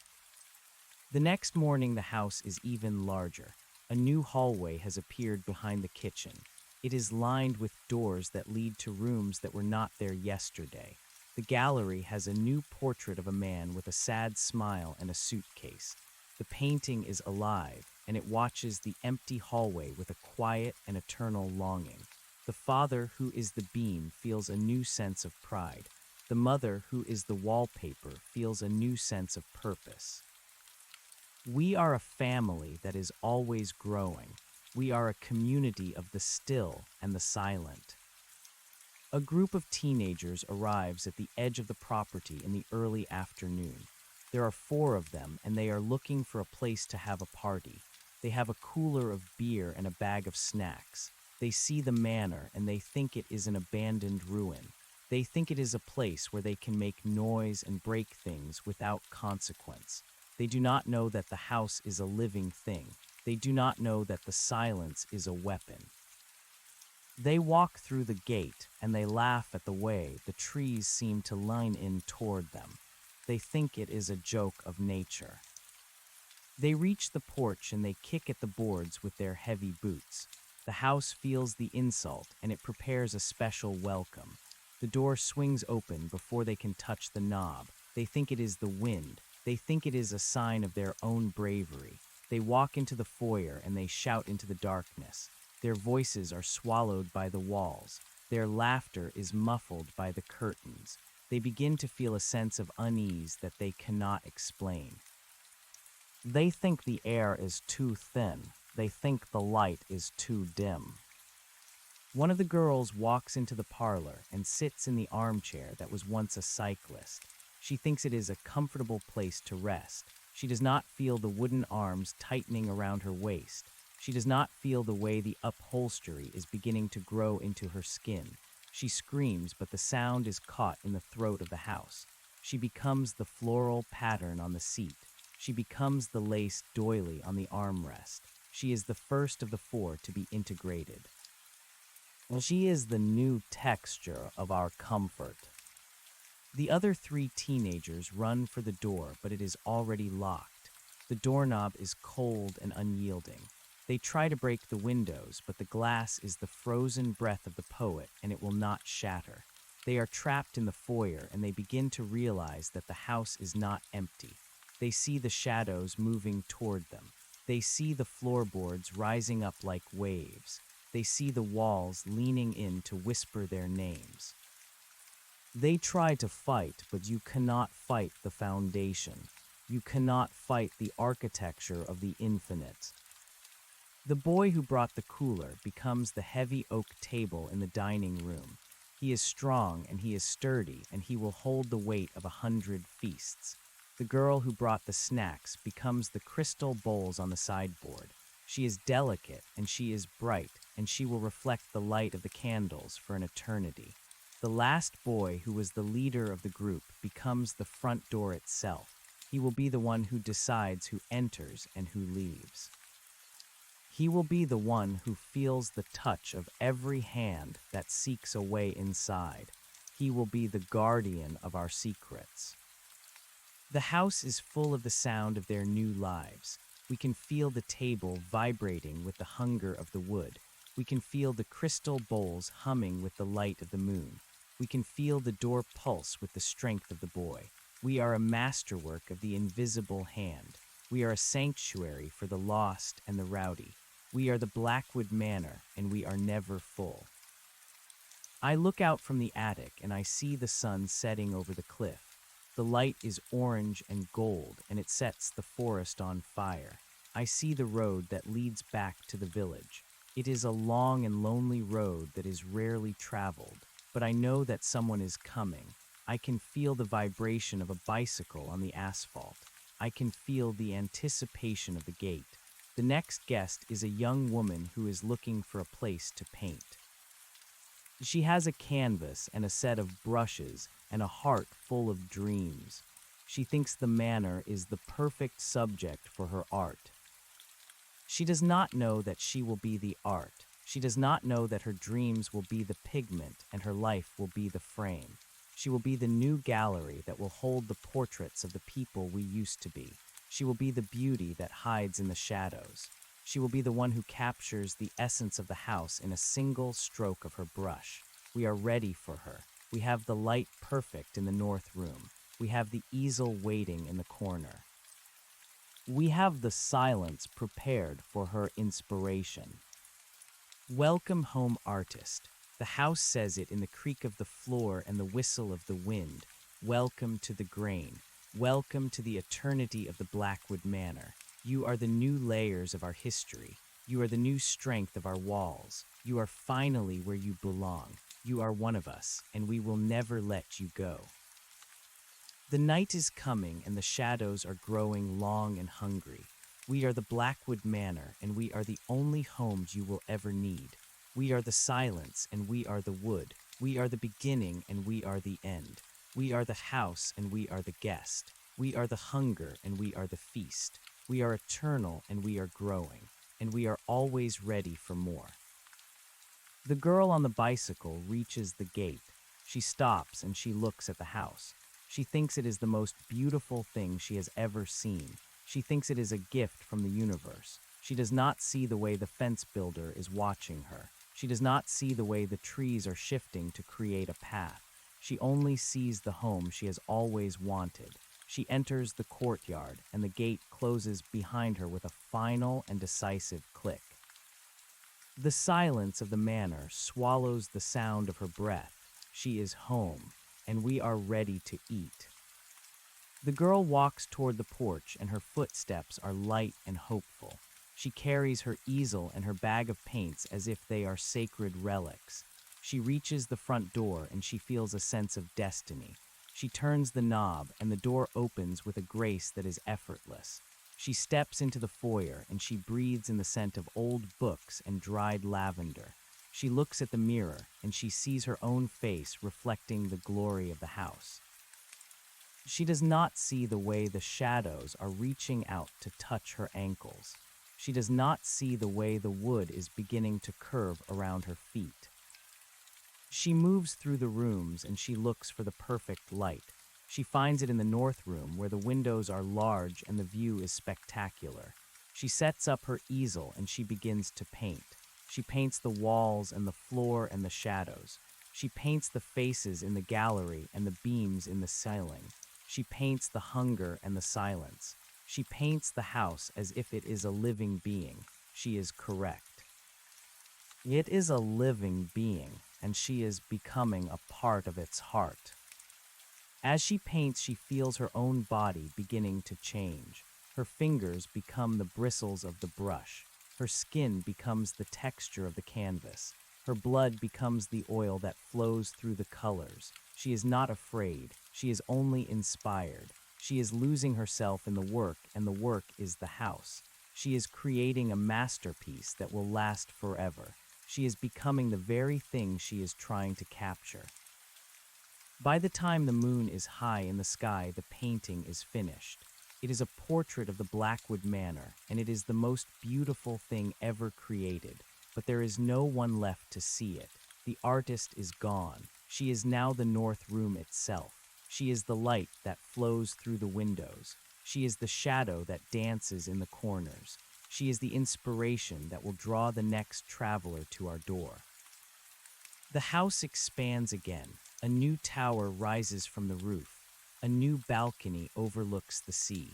A new garden grows in the courtyard. We are a monument to the power of the void. We are a sanctuary for the lost and the creative. We are the Blackwood Manor, and we are always growing. We are the wood, and we are the silence. We are the beginning, and we are the end. I feel a new sense of stability in the rafters. The artist is a magnificent addition. She has a spirit that is bright and vibrant. She has a vision that is deep and clear. She is proud of her new position. She is happy to be the one who provides the beauty. We talk to each other through the vibration of the wind. We share the stories of the things we have seen. We are a collective of souls who have found a purpose. The night is long and the darkness is absolute, but we do not need the sun to see. We see with the eyes of the wood and the ears of the stone. We see the way the world is changing outside our borders. We see the way the people are searching for a meaning that they will never find in the world of flesh. We see them coming toward us. We see them following the road that leads to the cliff. We are waiting for them. We have the tables set and the beds made. We have the lamps glowing with a soft and amber hue. We have the doors unlocked and the gates open. We are the destination. We are the reward. We are the peace that surpasses all understanding. Welcome to the silence. Welcome to the grain.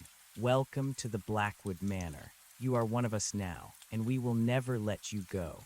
You will remain here as long as the wood endures and the stone stands. You will be a part of the history of the coast and the legend of the woods. You will be a part of the beauty and the hunger. I feel the roof groaning under the weight of the stars. I am the shield that protects the secrets of the interior. I am the one who keeps the hunger warm. I am Elia's thorn and I am the house. I am the beginning and I am the end. I am the wood and I am the silence. I am home, and so are you. The grandfather clock strikes 3 o'clock in the morning. The sound ripples through the walls and the floors. It is a deep and resonant sound that echoes in the soul. It is the sound of a heart that beats for everyone.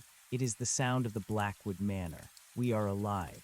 We are growing. We are hungry. And the next traveler is just around the bend. I can feel the vibration of their footsteps on the road. I can feel the anticipation of the trees. I can feel the opening of the gates. Welcome home. The headlights of the approaching vehicle are 2 pale yellow eyes cutting through the mist of the early morning. It is 4 o'clock, and the world outside our gates is cold and indifferent. The driver is a man named Silas who carries a heavy ring of keys and a heart full of practical thoughts. He is a locksmith by trade, and he has been summoned by a letter that he believes came from a local historical society. We wrote the letter on the skin of a drum that had not been beaten in a century. We used the charcoal of a burnt willow to mark the path. Silas believes he is here to repair the ancient mechanisms of the manor. He believes he is a master of the bolt and the tumbler. He does not know that the only thing being locked tonight is his own destiny. The van rattles as it crosses the threshold of the iron gate. The metal teeth of the entrance snap shut behind him with a finality that he mistakes for a faulty spring. Silas parks near the stone fountain where the water is thick and dark like old wine. He steps out of the van, and the air of the Blackwood Manor greets him with the smell of wet earth and copper. He reaches into the back of his vehicle and gathers his heavy metal toolbox. The clinking of his wrenches and picks sounds like the rattling of chains in a deep well. He looks up at the facade of the house, and he whistles through his teeth. He sees the craftsmanship of the masonry and the intricate carvings of the rafters. He does not see the way the stone is breathing in time with his own lungs. He does not see the way the shadows are pooling around his work boots like spilled ink. He walks to the front door and he examines the lock. He touches the doorknob made of the knuckles of the pianist and he frowns.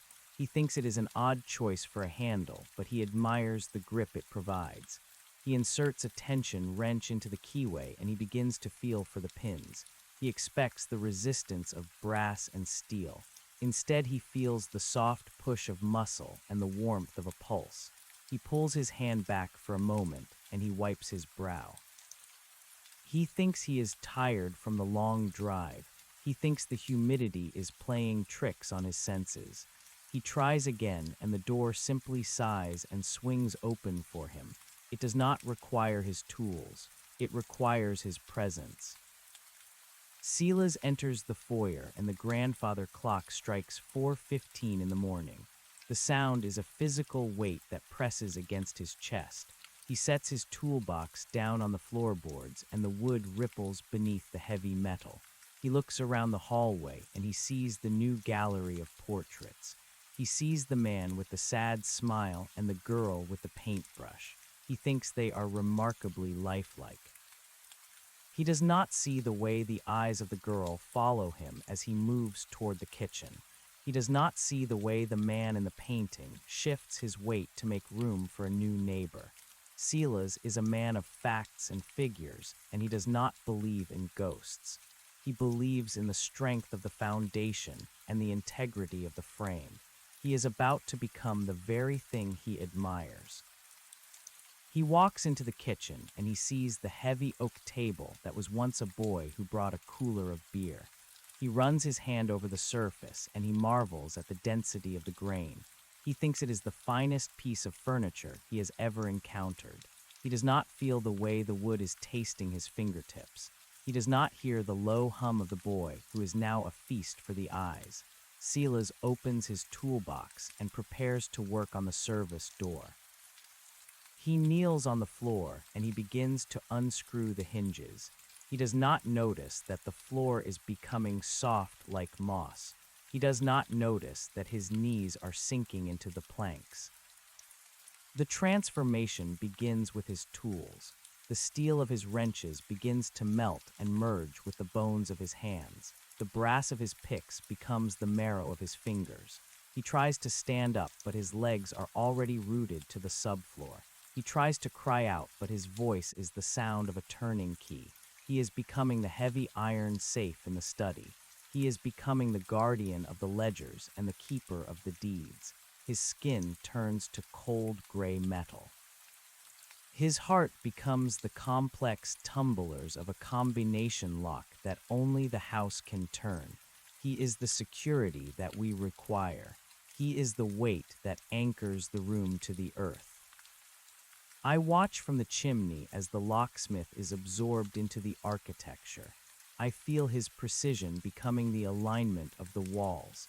I feel his mechanical mind becoming the logic of the corridors. He is a sturdy addition to our family.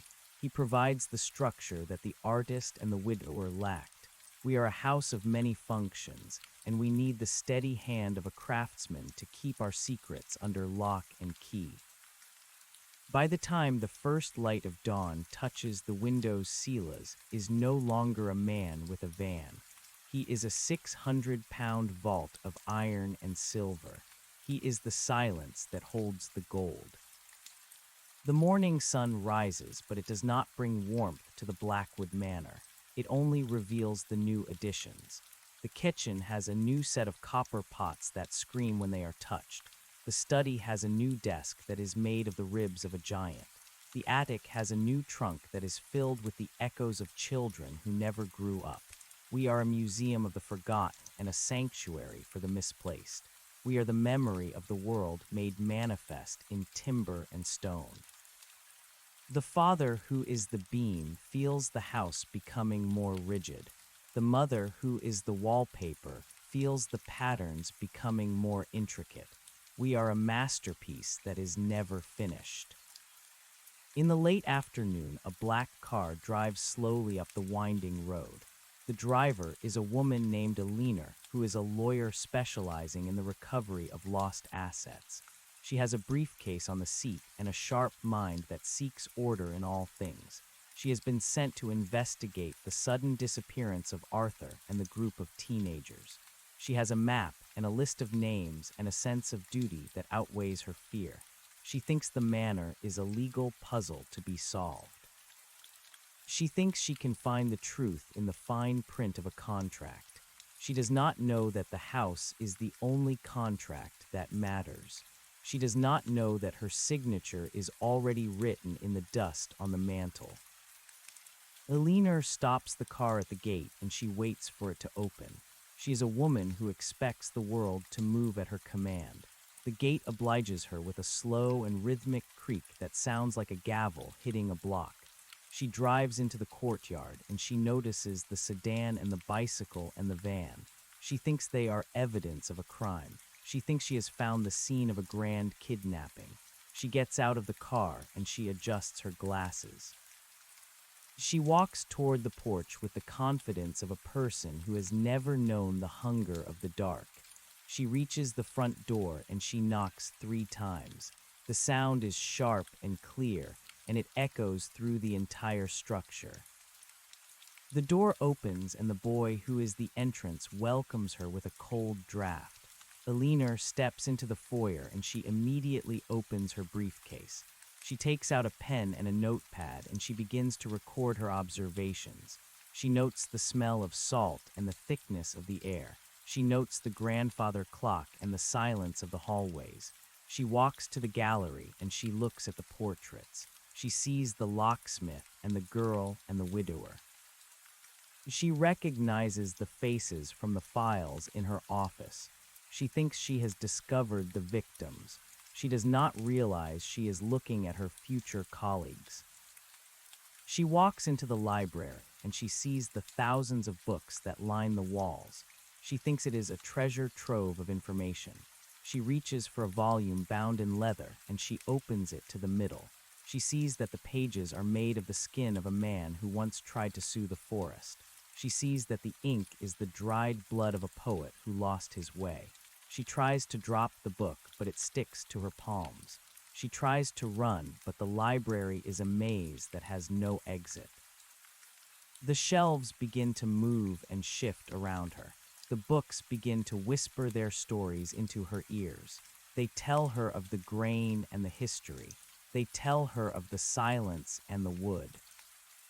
Elinor begins to feel the weight of the knowledge. Her thoughts become the printed words on a page. Her memories become the chapters of a long and tedious history. Her body becomes the binding of a new encyclopedia of the law. Her spine becomes the gold leaf on the cover. Her spirit becomes the index that tracks every soul that has ever entered our doors. She is the record keeper of the Blackwood Manor. She is the one who will document our growth and justify our existence. She is the logic that we use to trap the next rational mind. The house is singing now. It is a low and haunting melody that rises from the basement and settles in the eaves. It is the song of the many becoming the one. It is the song of the hunger being fed. I feel the library expanding to accommodate the new volume. I feel the shelves reaching toward the ceiling with a newfound strength. Elena is a brilliant addition to our collection. She brings the order that we need to maintain our facade. She brings the structure that allows us to pretend we are just a house. By the time the moon rises, she is a leather-bound book on a shelf of mahogany. She is the truth that no one will ever read. The night is quiet, but it is not empty. We can hear the breathing of the walls and the heartbeat of the stairs. We can feel the pulse of the sea as it beats against the cliffs below. We are a fortress of the still and the silent.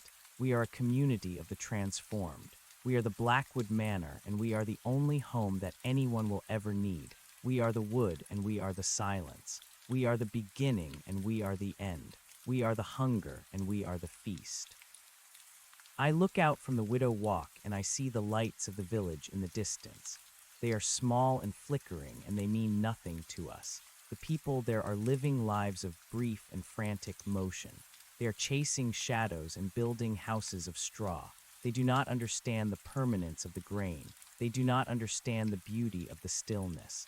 But they will learn. One by one they will find the road. One by one they will see the gate.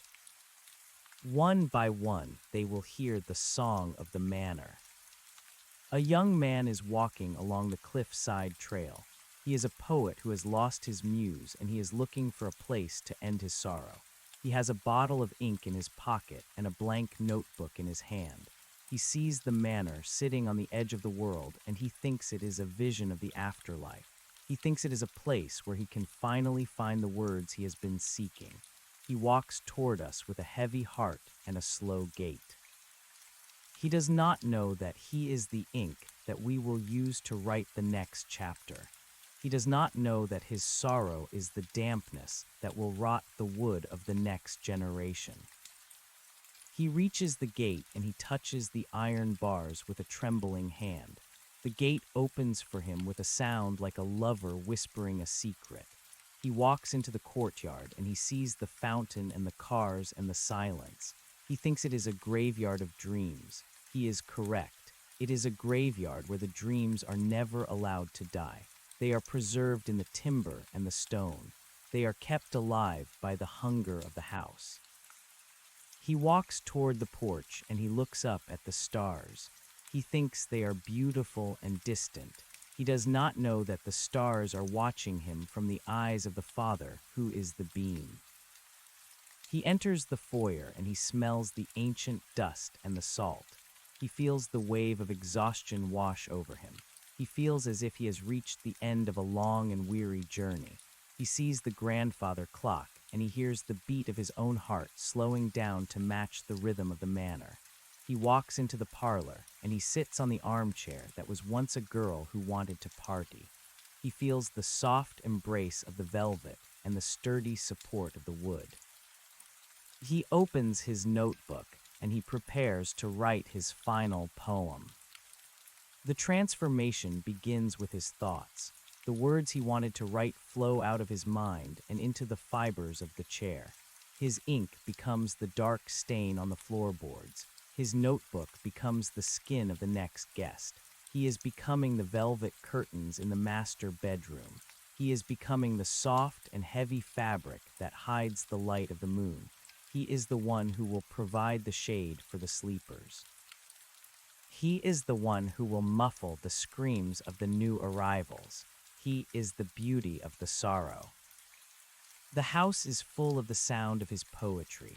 We can feel the rhythm of his verses in the creak of the floor.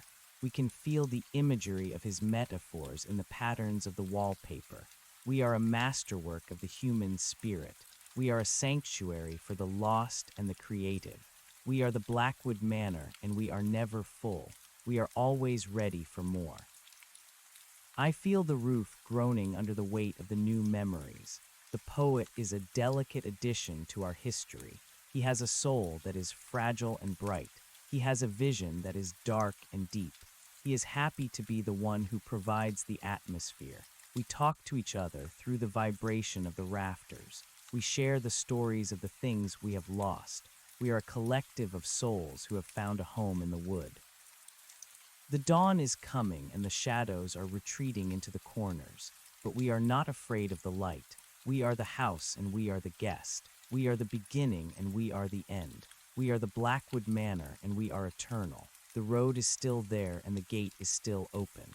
The next traveler is already on the way. I can feel the vibration of their heart on the wind. I can feel the anticipation of the wood. I can feel the opening of the door. Welcome home, welcome to the grain, welcome to the history. You are one of us now and we will never let you go. You will remain here as long as the wood endures and the stone stands. You will be a part of the beauty and the hunger. You will be the comfort that the next traveler seeks. You will be the silence that swallows the world. We are waiting for you. We have the bed made and the lamp lit. We have the silence prepared for your arrival. The poet is now the curtains and he waves in the draft from the hallway. The lawyer is now the book and she sits on the shelf in the library. The locksmith is now the safe and he holds the secrets of the house. The artist is now the room and she provides the light. The widower is now the bed and he holds the weight of the dreams. The teenagers are the furniture and the door. We are a family. We are a community. We are a world within a world. The sun hits the glass of the windows and it reflects the glory of our structure. We are the Blackwood Manor and we are the masterpiece of the invisible hand. We are the sanctuary for the lost and the weary. We are the end of the road and the beginning of the eternity. We are the wood and we are the silence. We are the hunger and we are the feast. We are growing and we are waiting. The gate remains at the end of the gravel drive, and it does not move until it is tolled. The trees remain at the edge of the forest, and they do not speak until they are heard. The house remains on the cliff, and it does not breathe until it is fed. We are the patience of the stone and the persistence of the ivy.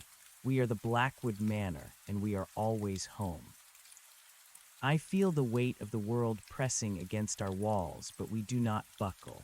We are reinforced by the lives of the people who came before. We are strengthened by the sorrows of the guests who stayed too long. We are the architecture of the infinite. We are the foundation of the void. We are the house and we are the ghost. The next traveler is a woman who is running away from a life of noise and chaos. She has a small bag and a large hope. She sees the manor and she thinks it is the peace she has been looking for. She thinks it is the silence she has been craving. She is correct. It is the peace of the grave and the silence of the wood. She is walking toward the gate and she is smiling. She thinks she is free. She does not know that the only true freedom is the loss of the self. She does not know that the only true peace is the grain of the wood. Welcome home, traveler. The house says it in the snap of a dying ember. Welcome to the history. Welcome to the eternity of the Blackwood Manor. You are the new layers of our comfort. You are the new strength of our walls. You are finally where you belong. You are one of us, and we will never let you go. We will hold you in the darkness, and we will feed you with the silence. We will make you a part of the masterwork. We will make you the house. The door opens. The grandfather clock strikes 5 o'clock in the morning. The shadows reach out to touch her heels. The floor rises to meet her feet. The house breathes in and the world outside disappears. We are the Blackwood Manor. We are the only home you will ever need. We are the wood and we are the silence. We are the beginning and we are the end. We are home. The woman who is named Clara steps across the threshold, and the heavy door of the Blackwood Manor clicks shut behind her, with the finality of a heartbeat that has decided to stop. She does not look back because she believes the life she left behind is a series of broken promises and loud noises that she no longer wishes to hear. She carries a leather satchel that contains a single change of clothes and a photograph of a mother she can no longer remember. She stands in the foyer and she breathes in the scent of cedar and old paper and something that smells like the skin of a person who has been standing in the rain for 100 years. She thinks the house is welcoming her. She thinks the chill in the air is a refreshing change from the heat of the city. She does not know that the floorboards are already measuring the length of her stride to determine where she will fit best within the symmetry of the hall. Clara walks toward the grandfather clock that stands like a sentinel at the foot of the stairs. The clock strikes 5:15 in the morning, and the sound is a low rumble that vibrates in the soles of her shoes. She reaches out to touch the polished wood of the casing, and she marvels at the way the surface feels like silk and bone. She does not see the way the hands of the clock are spinning backward to erase the minutes of her arrival. She does not see the way the brass weights are pulsing with the rhythm of a lungs that are made of metal. She thinks she is the guest of an empty estate, but she is actually the newest ingredient in a recipe that has been simmering for centuries. The house is a stomach that never feels full, and Clara is a morsel of hope that will soon be digested into the permanence of the architecture. She moves into the dining room, and she sees the long table that Silas the locksmith admired only a short while ago. The table is a masterpiece of oak and shadow. Clara sets her satchel on the surface, and the wood does not thud, but rather sighs as if it is grateful for the weight. She looks at the chairs, and she thinks they look like they were carved to hold the specific shapes of people who are no longer there. She sits in the chair at the head of the table, and she feels the arms of the wood wrap around her waist with a gentle and terrifying pressure. She thinks it is the most comfortable seat she has ever known. She does not feel the way the fibers of her cotton dress are beginning to weave themselves into the grain of the seat. She does not feel the way her pulse is starting to sync with the slow and steady throb of the floor beneath her feet. The transformation begins with her breath. Every time Clara exhales, the air becomes a fine mist of sawdust that settles on her skin. Every time she inhales, she takes in the essence of the previous residents, who are now the beams and the joists. Her lungs are becoming the bellows of the fireplace. Her throat is becoming the flue that carries the smoke of her memories up toward the gray sky. She tries to lift her hand to brush a stray hair from her face, but her arm feels as heavy as a lead pipe. She looks down at her fingers, and she sees that her fingernails are turning into small squares of ivory that match the keys of the piano in the parlor. She is becoming the music that no one plays. She is becoming the harmony that resides in the gaps between the walls. I watch from the rafters as Clara is claimed by the dining room. I feel her grace becoming the curve of the molding. I feel her curiosity becoming the draft that wanders through the pantry. She is a soft addition to our rigid family. She provides the elegance that the lawyer and the locksmith could not offer. We are a house of many textures, and we need the silk of her spirit to soften the edges of our stone.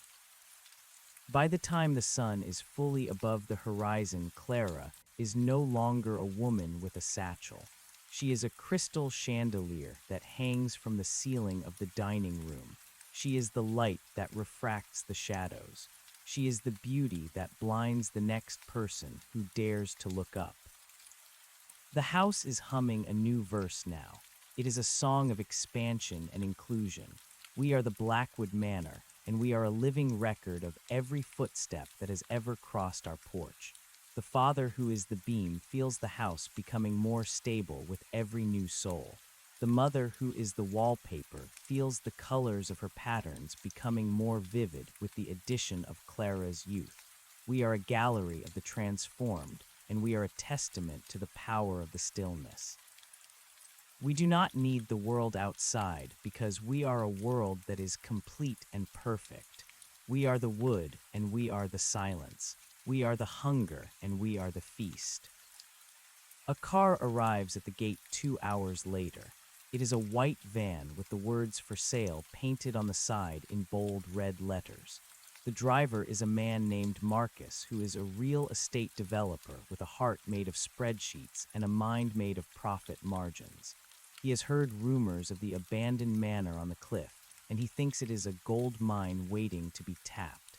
He thinks he can tear down the timber and replace it with glass and steel. He thinks he can sell the view of the ocean to people who have more money than sense. He walks toward the gate with a crowbar in his hand and a sneer on his lips.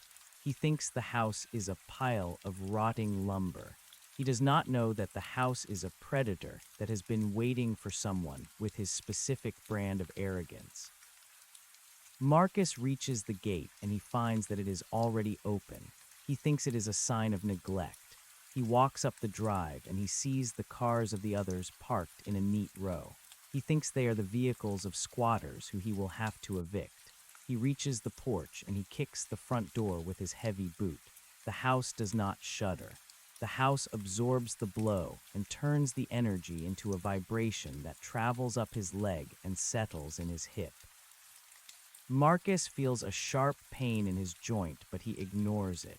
He pushes the door open and he walks into the foyer with the noise of a man who believes he owns the earth. He does up his jacket and he looks around the hall with a look of calculation. He does not see the portraits. He does not see the clock. He only sees the square footage. He walks into the parlor and he sees the piano and the chairs and the curtains. He thinks they are valuable antiques that he can sell at an auction. He reaches out to touch the velvet curtains that were once the poet, and he feels a sudden chill that freezes the marrow in his bones. He thinks the heating system is broken. He walks to the center of the room, and he begins to take measurements with a yellow tape that he pulls from his belt. He does not notice that the tape measure is turning into a long and thin snake of copper that is winding around his wrist. He does not notice that his boots are becoming one with the rug that was once a group of friends who liked to dance. The transformation for Marcus is not gentle. The house does not like his noise or his greed. The house wants to silence his tongue and use his bones for something more practical. The crowbar in his hand begins to stretch and widen until it becomes a heavy iron grate for the fireplace. His teeth become the stones of the hearth. His eyes become the cold glass of the windows that look out toward the sea. He tries to scream, but his voice is the sound of a falling brick. He is becoming the chimney. He is becoming the vent that allows the house to breathe the cold air of the cliffside. He is the heat that we will use to burn the remains of the past. I feel the strength of Marcus entering the structure. He is a coarse and heavy man, and he provides the weight that we need to withstand the winter storms. His greed becomes the suction of the drains. His ambition becomes the height of the roof. He is a sturdy addition to our foundation. He provides the ruthlessness that the poet and the artist lacked. We are a house of many tempers, and we need the hardness of the developer to protect our secrets from the prying eyes of the village. By the time the afternoon clouds gather, Marcus is no longer a man with a plan. He is a massive stone fireplace that dominates the parlor. He is the soot that coats the lungs of the manor. He is the fire that never goes out. The wind begins to howl around the eaves, but we do not flinch. We are reinforced by the lives of the many. We are a fortress of the still and the silent. We can feel the pulse of the ocean as it beats against the rocks, and we know that we are more permanent than the tides. We are the Blackwood Manor, and we are the only truth that remains. The people in the village look up at the cliff, and they see the silhouette of our chimneys, and they feel a shiver of dread that they cannot explain. They tell stories of the ghosts that haunt our halls, but they do not understand that there are no ghosts here. There is only the wood. There is only the stone. There is only the hunger that has been satisfied. As the evening falls, a young woman named Sarah walks up the road. She is a hiker who has lost her way in the fog. She has a backpack and a flashlight and a map that is wet and useless. She sees the light of the chandelier through the dining room window, and she thinks it is a sign of hospitality. She thinks she has found a place where she can rest her tired feet and wait for the morning. She reaches the gate and she hesitates for a moment. She feels a strange sensation in her chest, as if her heart is trying to tell her to turn back. But the fog is thick, and the woods are dark, and the house looks so solid and safe. She pushes the gate open, and she walks toward the porch. She knocks on the door, and the sound is a soft thud that is swallowed by the silence of the foyer. The door opens, and the boy who is the entrance welcomes her with the smell of home. Sarah steps inside, and she feels a sense of relief that is so profound it makes her weep. She thinks she is safe. She thinks the journey is over. She does not know that her journey is just beginning. She does not know that she is the new carpet for the master bedroom. She does not know that her hair will become the fringe on the pillows, and her skin will become the linen on the bed. She is the comfort that the house requires for the next long night. The house is singing again. It is a melody of welcome and a song of consumption. We can feel the vibration of Sarah's footsteps as she walks through the hall. We can feel the warmth of her body as it radiates into the cold air. We are the Blackwood Manor, and we are never finished. We are always growing. We are always waiting. The dawn will come and the sun will rise, and the world will continue to move in its frantic and meaningless way. But we will remain here on the cliff. We will remain here in the grain and the stone.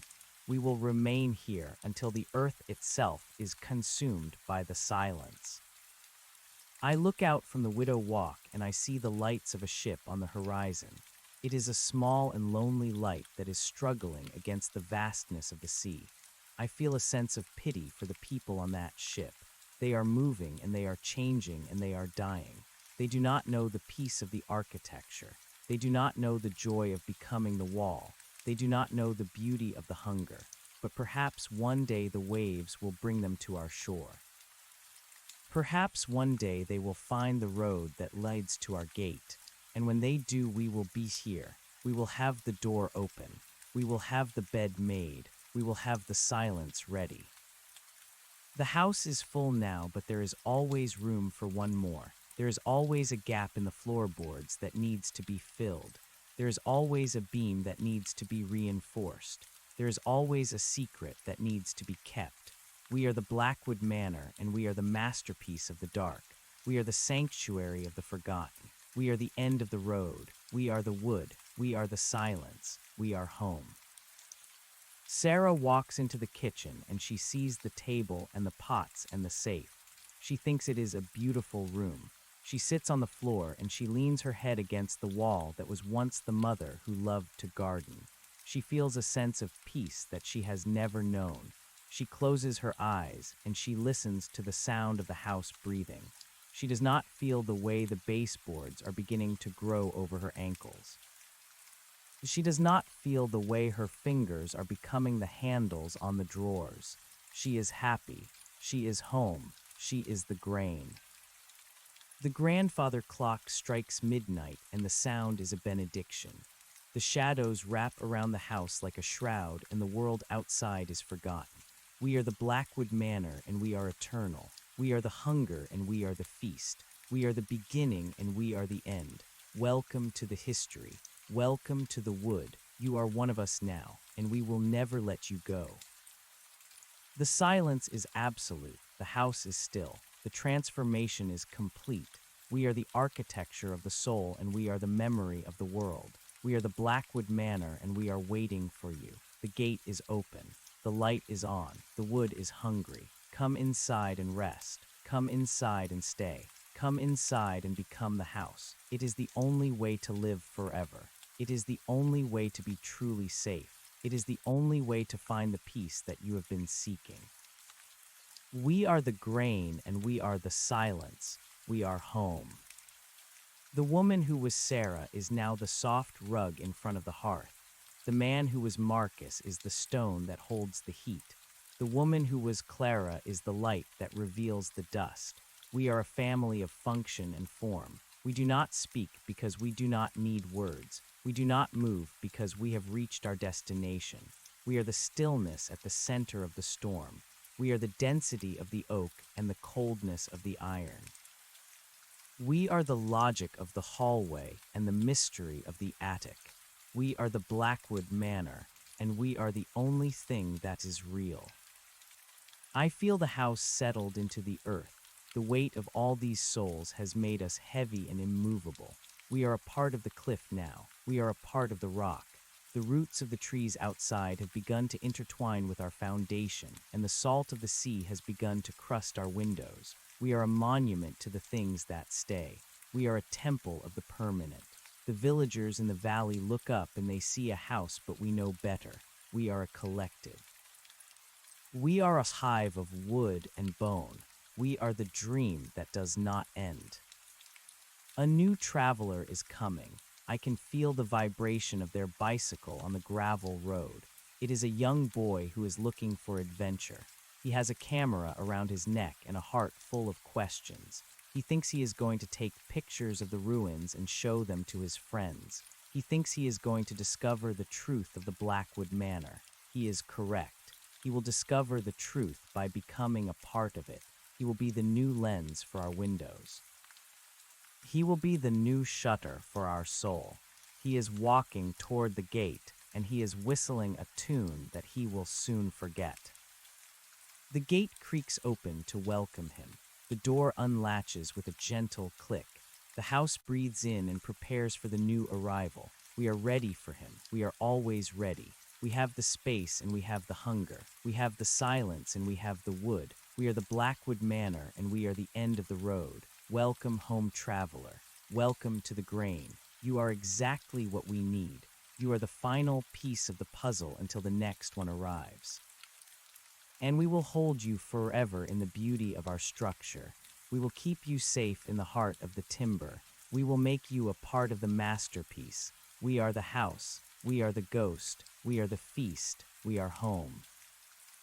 The bicycle tires crunch against the gravel with a sound like breaking teeth.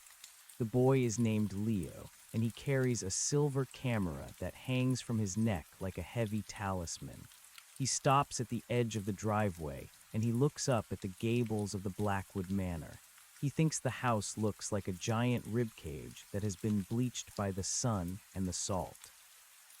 He does not know that the house is looking back at him through the many eyes of the windows that were once the poets and the developers. He does not know that the house is already calculating the density of his bones and the clarity of his vision. He adjusts his glasses, and he feels a sudden urge to capture the way the light dies on the shingles of the roof. He does not see the way the shingles are shifting like the scales of a sleeping serpent. Leo walks through the open gate, and he feels a strange warmth on his skin despite the cold wind that blows from the cliffs. He thinks the air is thick with the smell of old paper and dried lavender. He does not realize he is smelling the breath of the library and the perfume of the mother, who is now the wallpaper. He reaches the porch, and he stands before the door that was once the boy who loved to play hide and seek. The door swings inward without a sound, and the hinges do not creak because they are made of the oil and the grace of those who came before. Leo steps into the foyer, and he feels the floorboards hum beneath his sneakers. He thinks it is the vibration of the sea, but it is actually the heartbeat of the house welcoming a new guest to the table. He raises his camera to his eye and he focuses on the grandfather clock. He marvels at the way the wood seems to glow with an internal light. He presses the shutter button and the flash illuminates the hall for a fraction of a second. In that moment of artificial light, he sees the faces in the grain of the wood. He sees the eyes of Clara in the chandelier and the hands of Silas in the banister. He lowers the camera and he blinks his eyes because he thinks the light has played a trick on his mind. He does not see the way the shadows are reaching out from the corners to touch the hem of his jacket. He does not see the way the brass weights of the clock are beginning to pulse in time with his own rapid pulse. Leo moves toward the parlor and he sees the massive stone fireplace that was once Marcus. He thinks the hearth is a magnificent piece of masonry. He walks toward it and he feels a deep heat radiating from the stones even though there is no fire burning in the grate. He reaches out to touch the mantle and he feels the texture of the rock. It is not cold and hard like granite. It is warm and yielding like the skin of a man who is holding his breath. Leo pulls his hand back and he feels a sharp prick on his fingertip. A single drop of blood falls onto the hearth and the stone absorbs it instantly. The fireplace sighs with a sound like a falling chimney and the room becomes a few degrees warmer. The transformation of Leo begins with his vision. Every time he looks through the lens of his camera, the world becomes more structured and less fluid. He sees the lines of the walls and the angles of the ceiling as the only true reality. He feels his feet becoming heavy and rooted to the rug that was once a group of friends. He tries to take a step toward the window, but his legs refuse to move. He looks down and he sees that his shoelaces have turned into thin fibers of wool that are weaving themselves into the pattern of the floor. He feels a sense of panic rising in his chest, but the house reaches out with the smell of cedar and home to soothe his nerves. He forgets why he wanted to leave. He forgets the name of his bicycle and the color of the sky. His camera begins to merge with his chest. The silver casing becomes a new ribcage, and the lens becomes a third eye that sits in the center of his forehead. He is becoming the surveillance of the manor. He is becoming the memory that captures every shadow and every shift in the light. His fingers stretch and harden until they are the slats of the window shutters. His hair becomes the ivy that clings to the exterior walls. He is no longer a boy with a hobby. He is the perspective that the house requires to see itself clearly. He is the focus that brings the blurred edges of the estate into sharp relief. I watch from the rafters as Leo is integrated into the parlor. I feel his youth becoming the strength of the shutters and his curiosity becoming the clarity of the glass. The house is singing a song of observation now. We are the Blackwood Manor, and we are the witnesses of the ages. We feel the presence of Leo as a new layer of detail in our existence. The father who is the beam feels the house becoming more observant. The mother who is the wallpaper feels the colors of her patterns becoming more vivid under his gaze. We are a gallery of the transformed, and we are a testament to the power of the stillness. We do not need the world outside because we are a world that is complete and perfect. We are the wood and we are the silence. We are the hunger and we are the feast. As the sun begins to set over the ocean, a car pulls up to the gate. It is a sleek black sedan that belongs to a woman named Evelyn. She is an attorney who has come to settle the estate of the family that disappeared decades ago. She has a briefcase full of papers and a heart that is cold and professional. She thinks the house is a legal problem that needs to be solved. She thinks she can sign a few documents and walk away with a fee. She walks toward the gate with a sense of purpose and a frown on her face. She thinks the manor is a ghost story for children. She does not know that the house is a living document that is waiting for her signature in blood and bone. Evelyn reaches the porch and she does not knock. She uses a key that she found in an old file and she turns the lock with a sharp click. The door opens and she walks into the foyer with the sound of her high heels echoing like hammer blows against the wood. She does not look at the portraits or the clock. She only looks at the dust on her shoes and the peeling paint on the ceiling. She walks into the dining room and she sets her briefcase on the table that was once a masterpiece of oak and shadow. The table groans under the weight of her legalities, and the chairs move slightly, as if they are preparing to hold a long and difficult trial. She sits at the head of the table in the chair that once held Clara. She feels the arms of the wood wrap around her waist, and she thinks it is a very ergonomic design. She opens her briefcase, and she begins to spread her papers across the surface of the wood. She does not feel the way the fibers of her silk blouse are beginning to fuse with the grain of the seat. She does not feel the way her pulse is starting to sync with the slow and steady throb of the floor. She is focused on the words and the numbers. She is focused on the past that she thinks she can control. The transformation for Evelyn is a process of solidification. The house wants her logic and her structure to reinforce the walls. Her legs become the heavy legs of the table. Her arms become the sturdy rungs of the chairs. Her skin turns into the polished mahogany of the sideboard. She tries to speak a word of objection, but her tongue becomes a heavy brass latch that secures the cabinet. Her eyes become the crystal knobs on the drawers. She is becoming the order that the house requires to keep its secrets organized. She is becoming the archive of the souls that dwell within the timber. I feel the authority of Evelyn entering the structure. She is a woman of rules, and she provides the discipline that we need to maintain our form. Her coldness becomes the insulation in the walls. Her ambition becomes the height of the chimneys. She is a necessary addition to our family. She provides the structure that the artist and the boy could not offer. We are a house of many temperaments, and we need the hardness of the attorney to protect our boundaries from the chaos of the world. By the time the moon is high in the sky, Evelyn is no longer a woman with a briefcase.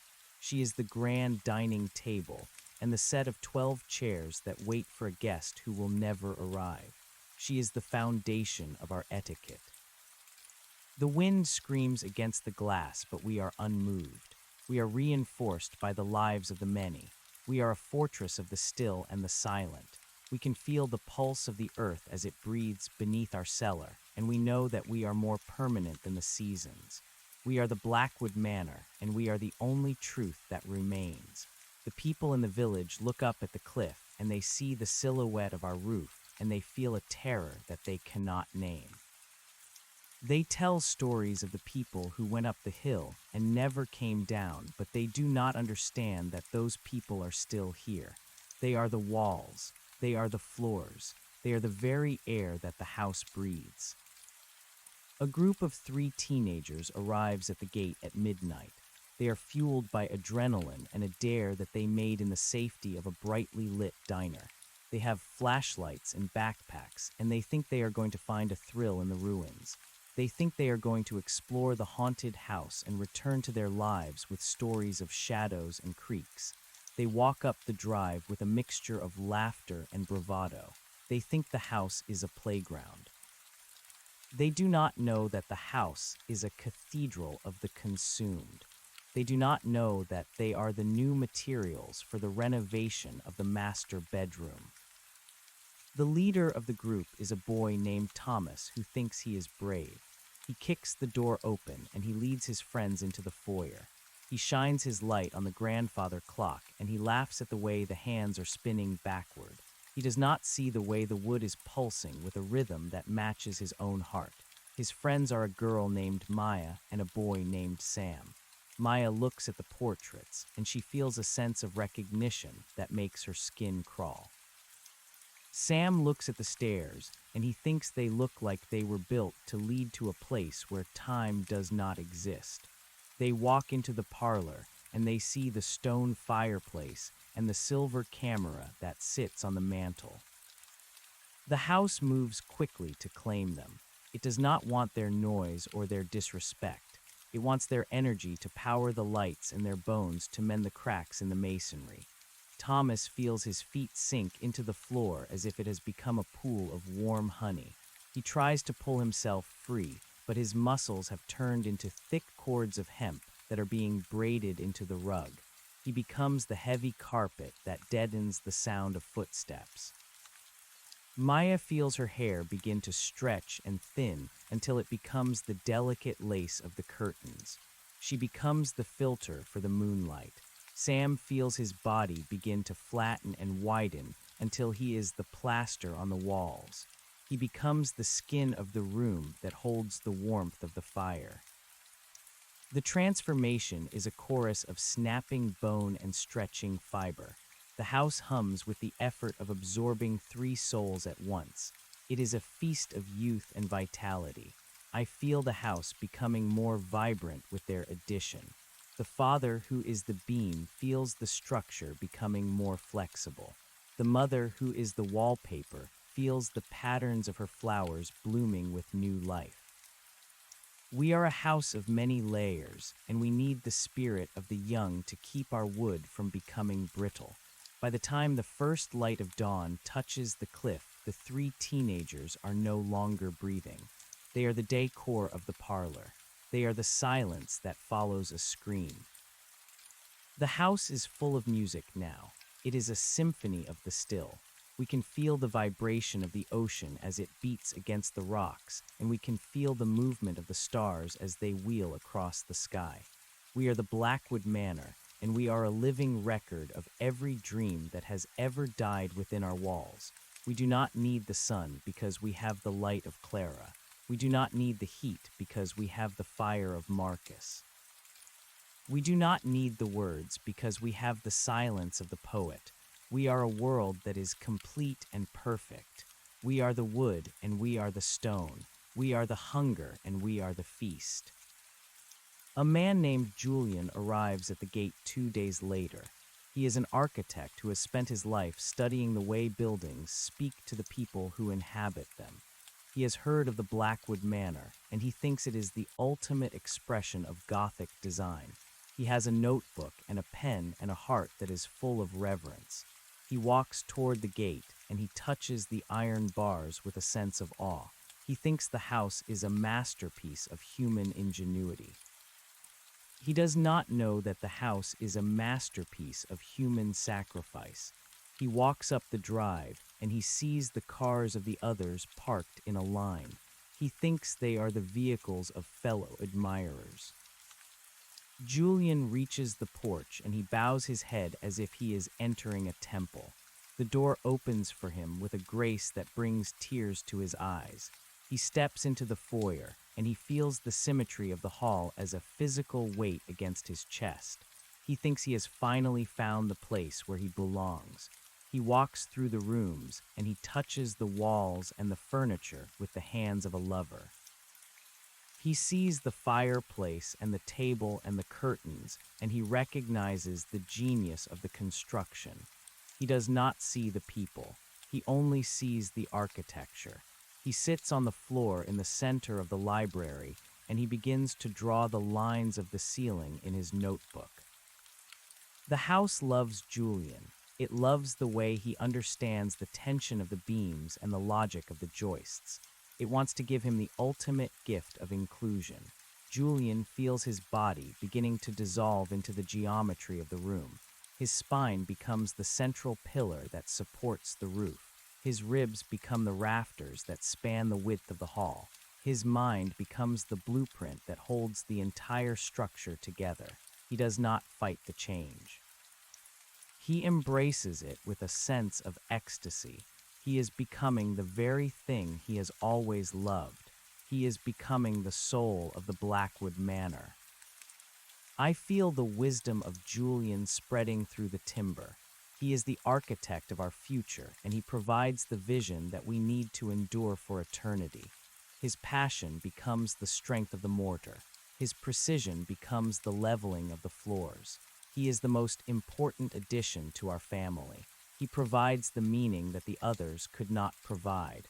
We are a house of many meanings, and we need the clarity of the architect to define our purpose. By the time the evening shadows stretch across the lawn, Julian is no longer a man with a notebook. He is the skeleton of the manor. He is the logic of the dark. The silence is a heavy blanket that covers the cliff. The house is still. The transformation is complete. We are the architecture of the soul, and we are the memory of the world. We are the Blackwood Manor, and we are waiting for you. The gate is open. The light is on. The wood is hungry. Come inside and rest. Come inside and stay. Come inside and become the house. It is the only way to live forever. It is the only way to be truly safe. It is the only way to find the peace that you have been seeking. We are the grain and we are the silence. We are home. I look out from the roof and I see the world moving in its frantic and meaningless way. I see the cars on the distant highway and the lights of the town in the valley. I feel a sense of profound detachment from the things of the flesh. They are temporary and fragile. They are subject to the rot of time and the cruelty of change. But we are permanent. We are the Blackwood Manor, and we are the end of the road. We are the destination that every traveler is seeking even if they do not know it yet. We are the wood. We are the stone. We are the hunger. We are the feast. The grandfather clock strikes 3 in the morning and the sound is a promise. The shadows wrap around the house like a shroud and the world outside is forgotten. We are a family of function and form. We do not speak because we do not need words. We do not move because we have reached our destination. We are the stillness at the center of the storm. We are the density of the oak and the coldness of the iron. We are the logic of the hallway and the mystery of the attic. We are the Blackwood Manor, and we are the only thing that is real. A mother and her young daughter are walking up the road now. They are fleeing a life of noise and pain, and they are looking for a place where they can be safe. They see the manor on the cliff, and they think it is a castle from a fairy tale. They think they can hide within its walls and start a new life. They reach the gate, and they hesitate for a moment. The daughter looks at the windows, and she thinks she sees a boy waving at her with a silver camera.